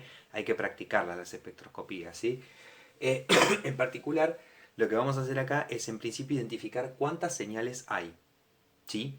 Vamos a empezar para cada uno, vamos a hacer más o menos la misma historia. Es cuántas señales hay, cuál sería su integración, cuál sería su multiplicidad y tratar de estimar más o menos en qué región del espectro aparecen. Hoy yo no voy a buscar, ustedes seguramente en el seminario que va, en el transcurso de esta semana va a haber un seminario de RMN y ahí les van a explicar los ayudantes y los jefes bien cómo se buscan las tablas porque es algo que hay que aprender a hacer, que no es difícil, digamos, pero hay que aprender a hacerlo. Y hoy yo lo que voy a intentar es hacer algo estimativo, ¿sí? Bien, por ejemplo, yo acá tengo este compuesto, ¿no? Que sería una especie de cetona con un isopropilo en para, aromática, ¿sí? La primera pregunta es ¿cuántas señales tengo? Bueno, a ver, por ejemplo, los tres hidrógenos de este metilo son equivalentes entre sí y van a dar una señal, llamémosla A, ¿sí? Este hidrógeno aromático va a dar una señal B, ¿sí? ¿Hay alguno equivalente con él? Y si uno se fija, acá hay un plano de simetría, ¿sí? Recuerden que esto no se considera porque esto gira libremente, entonces no importa si apunta hacia la derecha o hacia la izquierda. Digamos, hay dos sustituyentes en para. Este va a ser equivalente con este que está acá, ¿sí? ¿Qué pasa con este? Bueno, este C es equivalente con este hidrógeno C, ¿sí? ¿Qué otros hidrógenos tenemos? Los del isopropilo. Tenemos este, claramente distinto a todo el resto. Y los de los dos metilos, o estos dos metilos, también son equivalentes entre sí y van a dar una única señal que se va a llamar E. ¿Sí? Fíjense que estos dos metilos son intercambiables por medio de una rotación, entonces, digamos, tendrían que ser en principio equivalentes. Entonces tengo cinco señales, A, B, C, D, E. ¿Sí? Bien. Si yo las tuviera que ordenar en un espectro, ¿sí? ¿Cuál sería más o menos el orden en que aparecerían? Y esto es lo que yo les decía un poco en alguna filmina anterior, es traten de recordar un poco algunas regiones del espectro. Por ejemplo, B y C son aromáticos y aparecen más o menos entre 7 y 8. ¿Sí? Así que B y C van a ser los más altos. ¿Sí? Luego, más abajo van a venir seguramente A, que es de cetona, como está cerca de un átomo electronegativo, va a ser va a ser quizá un poquito más alto que D y E. Recuerden que los anillos aromáticos también desprotegen, ¿sí? Con lo cual podemos pensar en que este puede ser un orden, si no estoy de hecho B y C no tengo idea cuál está a la derecha y cuál está a la izquierda, pero lo cierto es que B y C están bastante más arriba en el espectro en frecuencia que lo que están A, D y E. Bien, ¿qué multiplicidad tiene cada uno de ellos? A ver, A, por ejemplo, ¿no? Vamos a empezar con A. ¿Tiene algún hidrógeno vecino en el carbono de al lado? No. Entonces A es un singulete. ¿Sí? ¿Que para cuántos hidrógenos integra? Para 3 hidrógenos. Eso sencillamente cuando predecimos un espectro ponemos 3 hidrógenos, no inventemos nada. ¿Sí? ¿Qué pasa con B y C, por ejemplo? B integra para 2 hidrógenos, porque hay 2 hidrógenos que dan la señal B, y B tiene un vecino solo, que es C. Fíjense que yo miro cada uno, no es que miro los dos B tienen los dos C como vecinos, no, miro cada B tiene un solo C como vecino. Como tiene un vecino, 1 más 1, 2 son dobletes. B es un doblete. ¿Sí? Y de hecho C también es un doblete porque C tiene de vecino a B. ¿Qué pasa con D y E, por ejemplo? Todos los hidrógenos E, ¿cuántos hidrógenos vecinos tienen? Uno solo, el que está en el carbono de al lado en el CH. ¿Sí? Recuerden que siempre entre ellos no se desdoblan porque son todos equivalentes y cuando dos hidrógenos son equivalentes entre sí no se desdoblan porque están resonando al mismo tiempo.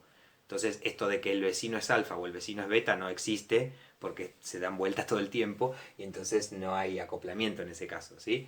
Bien, entonces los E en definitiva tienen un único vecino que es D. Por ende los E son 1 más 1, 2, doblete, ¿sí? Pero es un doblete que integra para 6 hidrógenos, porque hay 6 hidrógenos que dan esta señal. Ah, acá me olvidé de poner 2 hidrógenos B, 2 hidrógenos C. Me falta D.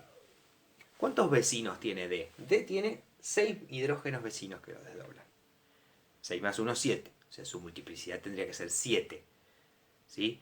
Bien, en ese caso es un septuplete, pero si uno quiere directamente puede poner es un multiplete, ¿sí? Para un hidrógeno. Y nada más. Con eso, si quieren, pueden aclarar acá doblete, doblete, singlete, doblete y multiplete. ¿Sí? Vamos a este compuesto que está acá. A ver, yo tengo el CH3, una señal A. ¿Hay algún otro equivalente con él? Y si uno mira acá hay un plano de simetría, ¿no? Entonces este metilo es idéntico, por lo menos en estructura electrónica, al que está en la otra punta, con lo cual son equivalentes entre sí. Lo mismo va a pasar con este B y este B. ¿Sí? ¿Quién va a estar más a la derecha y quién más a la izquierda en el espectro? Yo me supongo que esto, como está unido a nitrógeno y está cerca de este carbonilo, que es muy atractor de electrones, yo me imagino que B está más desprotegido que A. ¿Sí? Pero de cualquier manera hay que ir a tablas a buscarlo esto. ¿Sí? Bien. La señal de A integra para 6 hidrógenos, la señal de B integra para 2, o sea, esta señal tiene más área que esta, del triple. Ahora, ¿qué multiplicidad tienen A y B? Guarda acá, porque uno diría, los A tienen un vecino, B, son doblete. Bueno, en realidad, en la mayoría de los espectros, ¿se acuerdan que lo habíamos dicho? Los NH no acoplan con sus vecinos, por ende acá es como que el acoplamiento está roto, ¿sí? Y este metilo es como si no tuviera vecinos, y el NH es como si no tuviera vecino, con lo cual si no tienen vecinos, 0 más 1, son todos singletes, ¿sí? De hecho, o singuletes. ¿Sí? Voy a tener así una señal singlete, para 6 hidrógenos, para 2 hidrógenos, y este va a ser el aspecto que va a tener este espectro. ¿Sí? Bien. Recuerden que esto le ocurre a los NHs, a los OHs y frecuentemente también a los SHs. ¿Sí? Les ocurre de no acoplar con su vecino. Vamos a este último compuesto. Este último compuesto tiene un etilo de un lado, un etilo del otro y un etileno en el medio, o sea, un CH2CH2. ¿Sí? Con oxígenos. Acá es como si fuese una especie de diéter. Bien, vamos a empezar. A. cantidad de señales, A. Este A tiene en la otra punta otro idéntico que le corresponde porque acá hay un plano de simetría. De hecho, por eso mismo vamos a tener B y B, vamos a tener C y C. ¿Sí? Tres señales, A, B y C. ¿En qué orden? Vuelvo a reiterar, esto habría que buscar en las tablas, pero los C, que son los que están entre los dos oxígenos, y el oxígeno es electronegativo y por ende desprotector, va a hacer que seguramente la señal de C sea la más alta, B, que también están al lado de un oxígeno, ¿sí?, le siga y A sea la última. ¿Qué multiplicidad tienen? A ver, por ejemplo, A, los CH3 tienen dos vecinos, 2 más 1, 3, triplete, ¿sí? O sea, la señal, perdón, hablábamos de la señal A. La señal A es un triplete, ¿sí?, que integra para 6 hidrógenos, porque hay 6 hidrógenos en la señal A, estos 3 y estos 3. B, en el oxígeno no hay nada, y en el CH3 hay 3 vecinos, así que 3 vecinos, 3 más 1, 4. B es un cuatriplete, o sea, recuerden que el aspecto del cuatriplete o las intensidades son 1, 3, 3, 1, ¿sí? Y esto integra para 4 hidrógenos. Bien, y ahora nos queda C, ¿no? Que C, los hidrógenos C, tienen dos vecinos, ¿sí? Guarda acá de no caer en la trampa, porque estos vecinos son equivalentes entre sí, ¿o no? Si los vecinos son equivalentes entre sí, entonces no acoplan, ¿sí? Recuerden que no es solamente contar vecinos que no sean equivalentes con él. Por ende acá no hay acoplamiento y la señal C es un singlete, ¿sí? Entonces tengo singlete, cuatriplete y triplete, y este sería un aspecto general para estos espectros. Y de cualquier manera, les reitero, ustedes van a ver en seminario cómo buscar un poco más de precisión en estas estimaciones de los delta. Bueno, analizado, digamos, lo que sería una predicción de un espectro para una molécula, lo que vamos a hacer ahora es lo contrario, es decir, y lo más interesante es, a partir de un espectro RMN, ¿sí?, vamos a tratar de elucidar, digamos, de determinar cuál es la estructura o acercarnos a la estructura de una molécula. No siempre es fácil y no siempre las respuestas son certeras, pero vamos a intentar hacer el mejor esfuerzo. Una de las primeras cosas que hay que tener es hacer una lista de las señales que aparezcan en el espectro asignándole letras del alfabeto, ¿sí? Eso siempre va a ser bastante útil, ¿sí? Luego hay que identificar la multiplicidad y la integración de cada señal. En particular es lindo en este momento hacer una tabla con estos valores que se observan del espectro como para organizar la información. Luego vamos a calcular lo que se llama el número de insaturaciones de una fórmula, ¿sí? La cantidad de insaturaciones de una molécula es 2 veces la cantidad de carbonos, restándole los hidrógenos, restarle los halógenos, sumarle cuántos nitrógenos tenga, sumar 2 y luego dividir por 2. Creo que esto ya lo hemos visto en algún otro tema, no lo recuerdo bien, pero lo interesante es que la cantidad de insaturaciones a mí lo que me va a anticipar es cuántos dobles enlaces o cuántos ciclos tiene una fórmula o corresponden a una fórmula particular, ¿sí? Por ejemplo, si yo hago la cuenta con, digamos, una determinada fórmula molecular y a mí me da una insaturación, quiere decir que esa molécula tiene o un doble enlace o un ciclo, ¿sí? Y eso es una información bastante valiosa. Ahora lo vamos a ver con algunos ejemplos. En principio también es interesante buscar la presencia de señales que tengan valores de delta característicos, que son las que le había comentado algunas filminas atrás. Los carboxilos, los aldehídos, los aromáticos, ¿sí?, que digamos tienen deltas bastante particulares y que nos ayudan ya a predecir alguna historia de cuántos grupos funcionales tenemos. En principio, después viene bien postular fragmentos e intentar combinarlos, y una vez postulada una o varias estructuras, buscar los valores de delta esperados para sus hidrógenos en las tablas espectroscópicas. Vamos a resolver. Yo seleccioné 3 ejemplos para tratar por lo menos no es que haya demasiado, ¿cómo se llama? Procedimientos rígidos acá, sino que sencillamente darles una idea de cómo trabajar. Por ejemplo, este es el espectro de RMN de una molécula cuya fórmula molecular, es carbono 6, hidrógeno 14, oxígeno, ¿sí? A delta 388 aparece un cuatriplete correspondiente a un hidrógeno. A delta 3,00 aparece un singulete correspondiente a un hidrógeno. A delta 1,08 aparece un doblete correspondiente a 3 hidrógenos y a 0,97 de delta una señal de 9 hidrógenos singulete que está acá. Tratemos de elucidar cuál es o cuáles pueden ser unas posibles identidades para esta molécula. Bueno, en este ejemplo yo lo que hice en principio es, y les recomiendo que lo hagan también, es recopilar la información en una especie de tablita, ¿sí? En el cual uno pone ejemplo. Las señales les pongo nombre, A, B, C, D, ¿no? Son las 4 señales que hay. ¿A qué delta aparecen? 388, 3, 108, 097 y luego la integración. En este caso ya está dada como cantidad de hidrógenos, que es 1, 1, 3 y 9, que si ustedes se fijan, esto suma 14 hidrógenos que tiene la molécula. Las multiplicidades son cuatriplete, singlete, doblete y singlete, ¿sí? Una de las primeras cosas que vamos a hacer y que sirve mucho, porque es bastante orientador, es calcular las insaturaciones que tiene esta fórmula, ¿sí? Recuerden que las insaturaciones son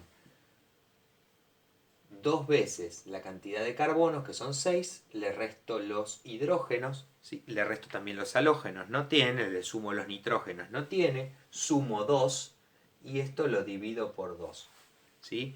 ¿Cuánto da esto? 12 más 2, 14, menos 14, 0, así que esto tiene 0 insaturaciones, no tiene insaturaciones. ¿Qué quiere decir esto? Que es una molécula que tiene todos sus enlaces simples y que no tiene ningún ciclo, es toda abierta, digamos, ¿no? Puede ser ramificada, pero no hay ciclos, ¿sí? Bien, entonces vamos a empezar.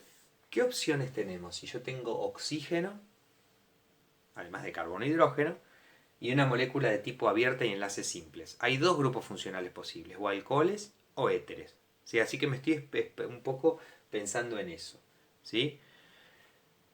Yo tengo que lograr que se den estas cosas, por ejemplo, que haya un grupo de 9 hidrógenos, un grupo de 3, un grupo de 1, otro grupo de 1, y que estos sean cuatripletes, singletes, dobletes, singletes. ¿Mm? Bien, primera cuestión, si yo tengo 3 hidrógenos en una señal, lo más probable es que esos 3 hidrógenos provengan de un metilo, ¿sí? Un metilo es 3 hidrógenos que siempre son equivalentes. Si yo tengo 9 hidrógenos en una señal, eso lo más usual es que sean 3 metilos. O sea, esto es otros 3 metilos que hay en la molécula. Y que además son equivalentes entre sí, ¿sí? Son todos equivalentes entre sí. Otra cuestión además, estos 9 hidrógenos son un singlete. Quiere decir que no tienen vecinos. O sea, si yo este carbono lo tengo unido, por ejemplo, a otro carbono, ese carbono no tiene que tener hidrógenos. Una de las opciones que suelen aparecer es este radical. El radical terbutilo es un radical que tiene 3 metilos que son equivalentes entre sí y da una sola señal para 9 hidrógenos, ¿sí? Entonces, si yo tengo un terbutilo, tengo un metilo. Este metilo es doblete, ¿eh? ¿Qué quiere decir eso? Que está acoplado con alguien más, que no es este terbutilo, pues estos son singletes. ¿Con quién está acoplado? Con este. O sea, este metilo tiene un hidrógeno vecino en un carbono de al lado. Recuerden que siempre el desdoblamiento se da cuando hay carbono al lado. Entonces esto tiene que ser un CH. O sea, tiene que ser una señal en la cual uno tenga un metilo unido a un CH. ¿Sí? Estos 3 tienen un vecino, por eso da doblete. Este hidrógeno, que integra para un hidrógeno, tiene 3 vecinos, por eso es cuatriplete. Perfecto, y me queda solamente un hidrógeno suelto, que todavía no sé bien dónde ponerlo, ¿sí? Pero que si ustedes se fijan, esta molécula tiene 6 carbonos en total. Si yo cuento acá, tengo 1, 2, 3, 4, 5, 6, ya no tengo más carbono. ¿A quién tiene que estar unido este hidrógeno? Muy bien, a oxígeno, no hay otra posibilidad. Esto es 1H. Así que yo tengo, fíjense lo que tengo, yo tengo un CH3 unido a un CH. A esto le faltan 2 patitas, digamos. ¿Y qué tengo acá? Un oxidrilo. Bueno, vamos a ponerlo en algún lugar. Y tengo un terbutilo. Vamos a ponerlo en algún lugar. ¿Hay otras opciones además de esta? Me parece que no. Así que pareciera ser que esta molécula satisface por lo menos este espectro que está acá. Y de hecho lo más probable es que lo sea. Una de las cosas que les vamos a pedir que hagan en los exámenes es una vez que ustedes van haciendo este razonamiento, que medianamente lo escriban un poco. No les digo que hagan la Biblia, pero que vayan diciendo más o menos qué fragmentos van sacando, qué es lo que van deduciendo, y una vez que dan la estructura, que en la estructura digan qué señal es cada una. Por ejemplo, que nosotros pongamos que A es esta señal, que B es esta señal, que C es esta señal y que D son todos estos que dan la señal D. ¿Sí? Les vamos a pedir que hagan eso, que es lo que se conoce como asignación. ¿Sí? Así que bueno, este fue el ejemplo número 1. Este segundo ejemplo corresponde a una molécula cuya fórmula molecular es carbono 10, hidrógeno 12, oxígeno. Tenemos acá representada la curva de integración y acá abajo, como se suelen dar, los valores de integración. Aparentemente acá han elegido este último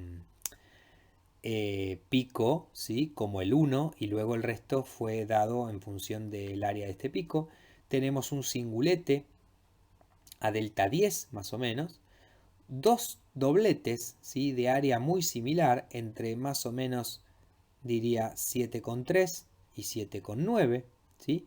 Hay un multiplete que no se entiende muy bien su multiplicidad, parece ser un septuplete, pero bueno, yo diría multiplete alrededor de delta 3, y en 1,2, 1,1 un doblete, que es el pico de mayor área del espectro. Vamos a ver qué información podemos sacar de esto. Muy bien, ejemplo número 2. Tenemos la fórmula del compuesto, que es carbono 10, hidrógeno 12, oxígeno. Vamos en principio a calcular la cantidad de insaturaciones. ¿Sí? Es 2 veces los carbonos, 2 por 10, menos los hidrógenos, menos los halógenos no hay, más los nitrógenos no hay, más 2. Todo esto sobre 2, esto da un total de 20, 22, 5 insaturaciones. Muchas insaturaciones tiene esto. O sea, entre dobles enlaces y anillos hay 5. ¿Sí? Son muchos. Vamos en principio, le pusimos nombre a las señales, A, B, C, D, E. Le pusimos los valores de delta, que no están escritos en el espectro, pero más o menos podemos decir que son 9,9, 7,8, 7,4, 2,9, 1,2. Las integraciones están dadas en unidades arbitrarias, así que yo lo que voy a hacer acá es sumar. Esto da 1,98 y eso corresponde a todos los hidrógenos del compuesto, que son 12. ¿Sí? Cuando hacen esta cuenta, si 1,98 son 12 hidrógenos, bueno, 0,16 ¿cuánto es? Ya les digo cuánto da esto. Por 12 dividido 1,98, esto me da 0,96. O sea, esta señal integra para un hidrógeno, ¿no? 0,96 es 1. De hecho, hay otra que vale 0,17, que es muy parecida a esta, que va a ser para un hidrógeno. ¿Sí? 0,33 y 0,32 son más o menos el doble, así que son 2 y 2. De cualquier manera, ustedes si quieren hagan las reglas de 3 independientes, pero uno después va viendo eso, que si esta es un hidrógeno y esta es parecida, las dos son para un hidrógeno. Este es más o menos el doble, 2 hidrógenos. Esta de acá, si uno suma acá 1, 2, 3, 4, 5, 6, me faltan 6 hidrógenos para completar la molécula, así que corresponde a 6 hidrógenos. ¿Sí? Las multiplicidades son singlete, un hidrógeno singlete, 2 hidrógenos doblete, 2 hidrógenos doblete, un hidrógeno multiplete y 6 hidrógenos doblete. ¿Sí? Bien. ¿Qué vemos acá? Bueno, una de las cuestiones que tenemos que tener en claro es que cuando los deltas son altos, si hay señales con delta alto, traten de tener por lo menos una listita en la cabeza de cuáles son los valores. ¿Se acuerdan que en una filmina yo les comenté? Traten de recordar algunos valores de delta, sobre todo los de delta alto. Por arriba, los que están típicamente por arriba de 4, ¿sí? Que no son muchos grupos funcionales. Pero por ejemplo, este delta de 9,9 es muy indicativo de un tipo de hidrógeno particular. Y los únicos hidrógenos que caen por ahí son los de aldehído. Este singlete es un singlete de un aldehído. ¿Sí? Otros son estos. 7 y pico, 7,4, 7,8. ¿Se acuerdan que hoy habíamos dicho también? Entre 6,5 y 8 más o menos caen todas las señales de hidrógenos aromáticos. O sea, estos 4 hidrógenos son 2 y 2. Son hidrógenos de tipo aromático. ¿Sí? Y esto me indica que tengo un anillo aromático. ¿Cuántos sustituyentes tiene este anillo aromático? Y si tengo 4 hidrógenos, o sea, si de estos 6, 4 posiciones son hidrógenos, las otras 2 son sustituyentes. ¿Sí? O sea, tengo 2 sustituyentes que pueden estar en orto, en meta o en para. Pero ¿se acuerdan en el ejemplo que vimos hace poquito? Cuando hay un doblete y otro doblete, cuando aparece un doble doblete en la zona aromática, eso es indicativo de que yo tengo un anillo en posición para. Entonces voy a tener B y B con el vecino C y C con el vecino B. Con lo cual estos dos son vecinos entre sí, por eso dan un doblete y un doblete. ¿Sí? O sea, entonces tengo un aldehído, un anillo aromático. Perfecto. ¿Qué es esto? Estos dos están acoplados entre sí y ahí se acabó la historia. Estos dos tienen que estar acoplados entre sí. O sea, son 6 hidrógenos que son doblete. ¿No? 6 hidrógenos con doblete. Y doblete, ¿cuántos vecinos tiene un doblete? Bien, un vecino solo, ¿no? Entonces, ¿qué es este que está acá? Y este vecino, que es multiplete, ¿cuántos vecinos tiene un multiplete? Bien, muchos. Un multiplete es algo que tiene muchos vecinos. Entonces, está bien, esto es el tienen que ser hidrógenos unidos a carbono, además, fíjense, porque el único oxígeno que tenía la molécula ya está acá, en este grupo funcional. Así que claramente, esto yo no sé si ustedes se vienen dando cuenta, pero es un isopropilo. O sea, son 6 hidrógenos que tienen un vecino, un hidrógeno con muchos vecinos, puntualmente 6. ¿Sí? Y no hay más grupos que estos. Entonces ya está. Fíjense que no hay mucho más que hablar. Esta molécula es un anillo aromático que tiene un grupo aldehído, o sea, es un benzaldehído que tiene un isopropilo en posición para, o sea, para isopropil benzaldehído, donde la señal A es esta, B y C son estas dos, y ustedes van a tener que ver cuál es cada una de ellas usando las tablas de espectroscopía, seguramente B sea este y C sea el de allá. Luego D es este hidrogenito que está acá del isopropilo y E es la señal de los 6 hidrógenos de los 2 metilos del isopropilo, así que la molécula, digamos, acá no tenemos más, más opciones que esta, tiene que ser forzosamente esta. Vamos a ver el tercer ejemplo, ¿sí? Que elegí. Y hacemos un último ejemplo como para terminar. Tenemos un espectro de una molécula cuya fórmula molecular es carbono 10, hidrógeno 11, cloro de oxígeno 2. Los valores de las áreas de los picos, perdón, las señales son 1 a 11,42. Fíjense que en este espectro nos dan arriba los valores de delta de cada uno de los picos. ¿Sí? Tenemos a delta 11,42 un pico de área 1, a delta entre 7,46 y 7,06 una serie de picos que están bastante superpuestos, ¿sí?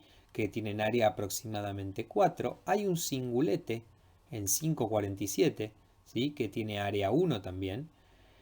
Un cuatriplete a delta 2,59 alrededor de área 2 tiene este que está acá. Y este que tiene área aproximadamente 3 es un triplete que aparece a delta 1,23. Aparentemente, si uno mira, las áreas de todos estos picos suman 3 más 2, 5, 6 y 4, 10 y una 11, que eso corresponde a la cantidad de hidrógenos. Así que bueno, aparentemente la persona cuando se eligió este pico como 1 de área, evidentemente era para un hidrógeno, con lo cual todas aparecen enteras. Veamos qué conclusiones podemos sacar a partir de este espectro. Bueno, muy bien, último ejemplo. La fórmula de este compuesto es carbono 10, hidrógeno 11, cloro, oxígeno 2. Vamos a ver cuántas insaturaciones tiene este compuesto.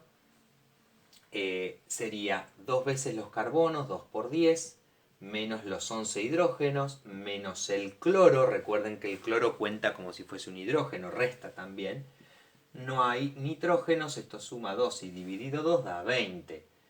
Menos 12 son 8, más 2, 2, 5 insaturaciones como en el que vimos recién. Me olvidé de decirles en el ejemplo anterior que las 5 insaturaciones del compuesto son el doble enlace del aldehído y las otras 4 son el anillo aromático. Un anillo aromático tiene un anillo, eso ya es una insaturación, y además los 3 dobles enlaces internos que uno dibuja, que esos son las otras 3 insaturaciones, ¿sí? Un anillo aromático son 4 insaturaciones. Bueno, este compuesto tiene 5 señales, presenta 5 señales. Una de ellas de delta muy alto, 11,42, y si ustedes se fijan en la tabla, los únicos compuestos que dan deltas tan altos son los ácidos carboxílicos.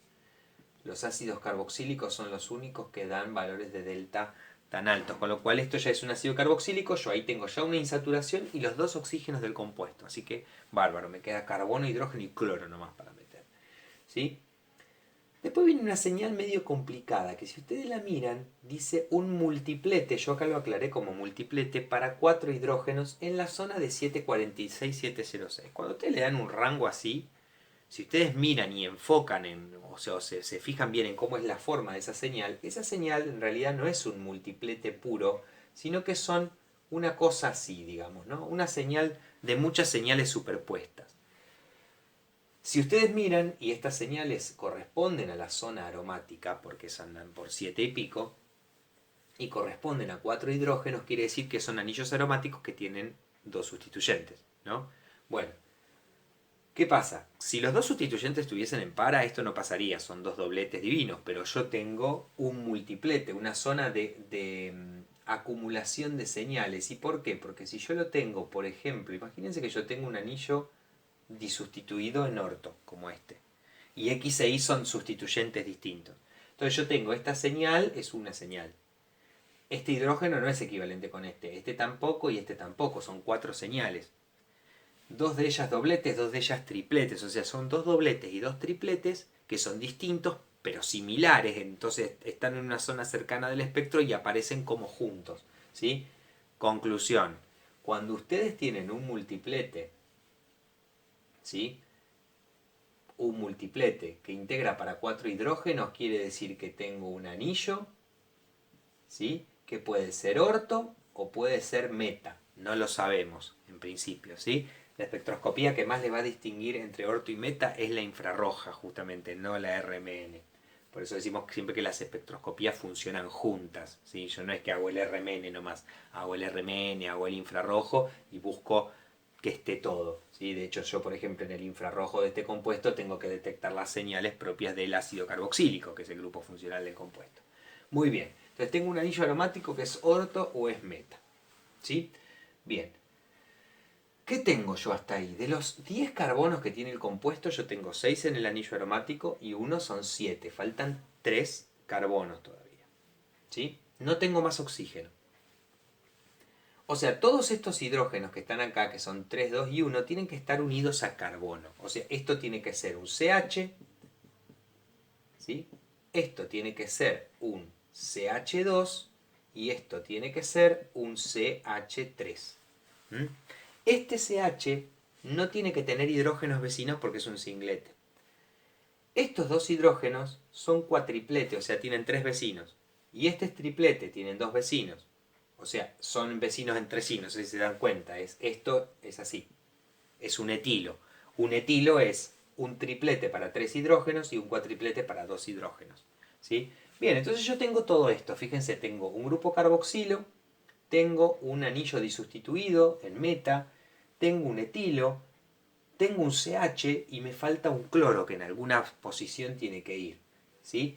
Si yo me pongo a intentar acomodar esto, a combinarlo, ¿sí? Para formar una sola estructura, van a ver que no hay muchas opciones. A ver si más o menos se van ubicando. Por ejemplo, imagínense que viene CH2CH3, no viene el etilo del compuesto, CH3CH2. ¿Qué puede ir acá? ¿Puede ir, por ejemplo, este CH? No, no puede ir, porque este CH2 tiene, ¿dónde está? Un cuatriplete, tiene solo estos 3 vecinos, no tiene más vecinos. ¿Puede ir el grupo ácido carboxílico? No, porque si no, genero esto. ¿Dónde está el anillo? ¿Dónde está el resto? ¿No? Bien, acá tiene que ir el anillo. ¿Sí? Imaginemos que el anillo es meta. ¿Qué viene acá? Y no puedo poner el ácido carboxílico porque otra vez se me cierra. Tengo que poner este CH ahora acá. Y en esta posición, en una de las dos, tengo que poner el ácido carboxílico. ¿Sí? Y el cloro, que me falta, acá está. Tiene que ir en esa posición. ¿Sí? Fíjense que cumple con la fórmula molecular, son 6 carbonos, 7, 8, 9, 10 carbonos, los 11 hidrógenos son estos 5, más 4, 9, 10, 11, los 2 oxígenos, y están todas las insaturaciones, que son la insaturación esta de acá, y las 4 insaturaciones propias del anillo. Recuerden que el anillo es una insaturación por el hecho de ser cíclico, pero además tiene otras 3 insaturaciones adentro. ¿Sí? Así que el compuesto tiene que ser este, que la única duda que quedaría es si es orto o si es meta. ¿Sí? Eso lo vamos a poder resolver, por ejemplo, o haciendo un infrarrojo o buscando los valores de estos hidrógenos cuando es orto y cuando es meta, viendo los valores específicos que tenemos en las tablas y entonces comparar con el espectro y ver si se puede. ¿Sí? Bien. Bueno, chicos, con esto termina el teórico de RMN. Espero haber sido un poquito claro con los ejemplos del final porque están apuntados más que nada a que empiecen a hacer ejercicios. ¿Sí?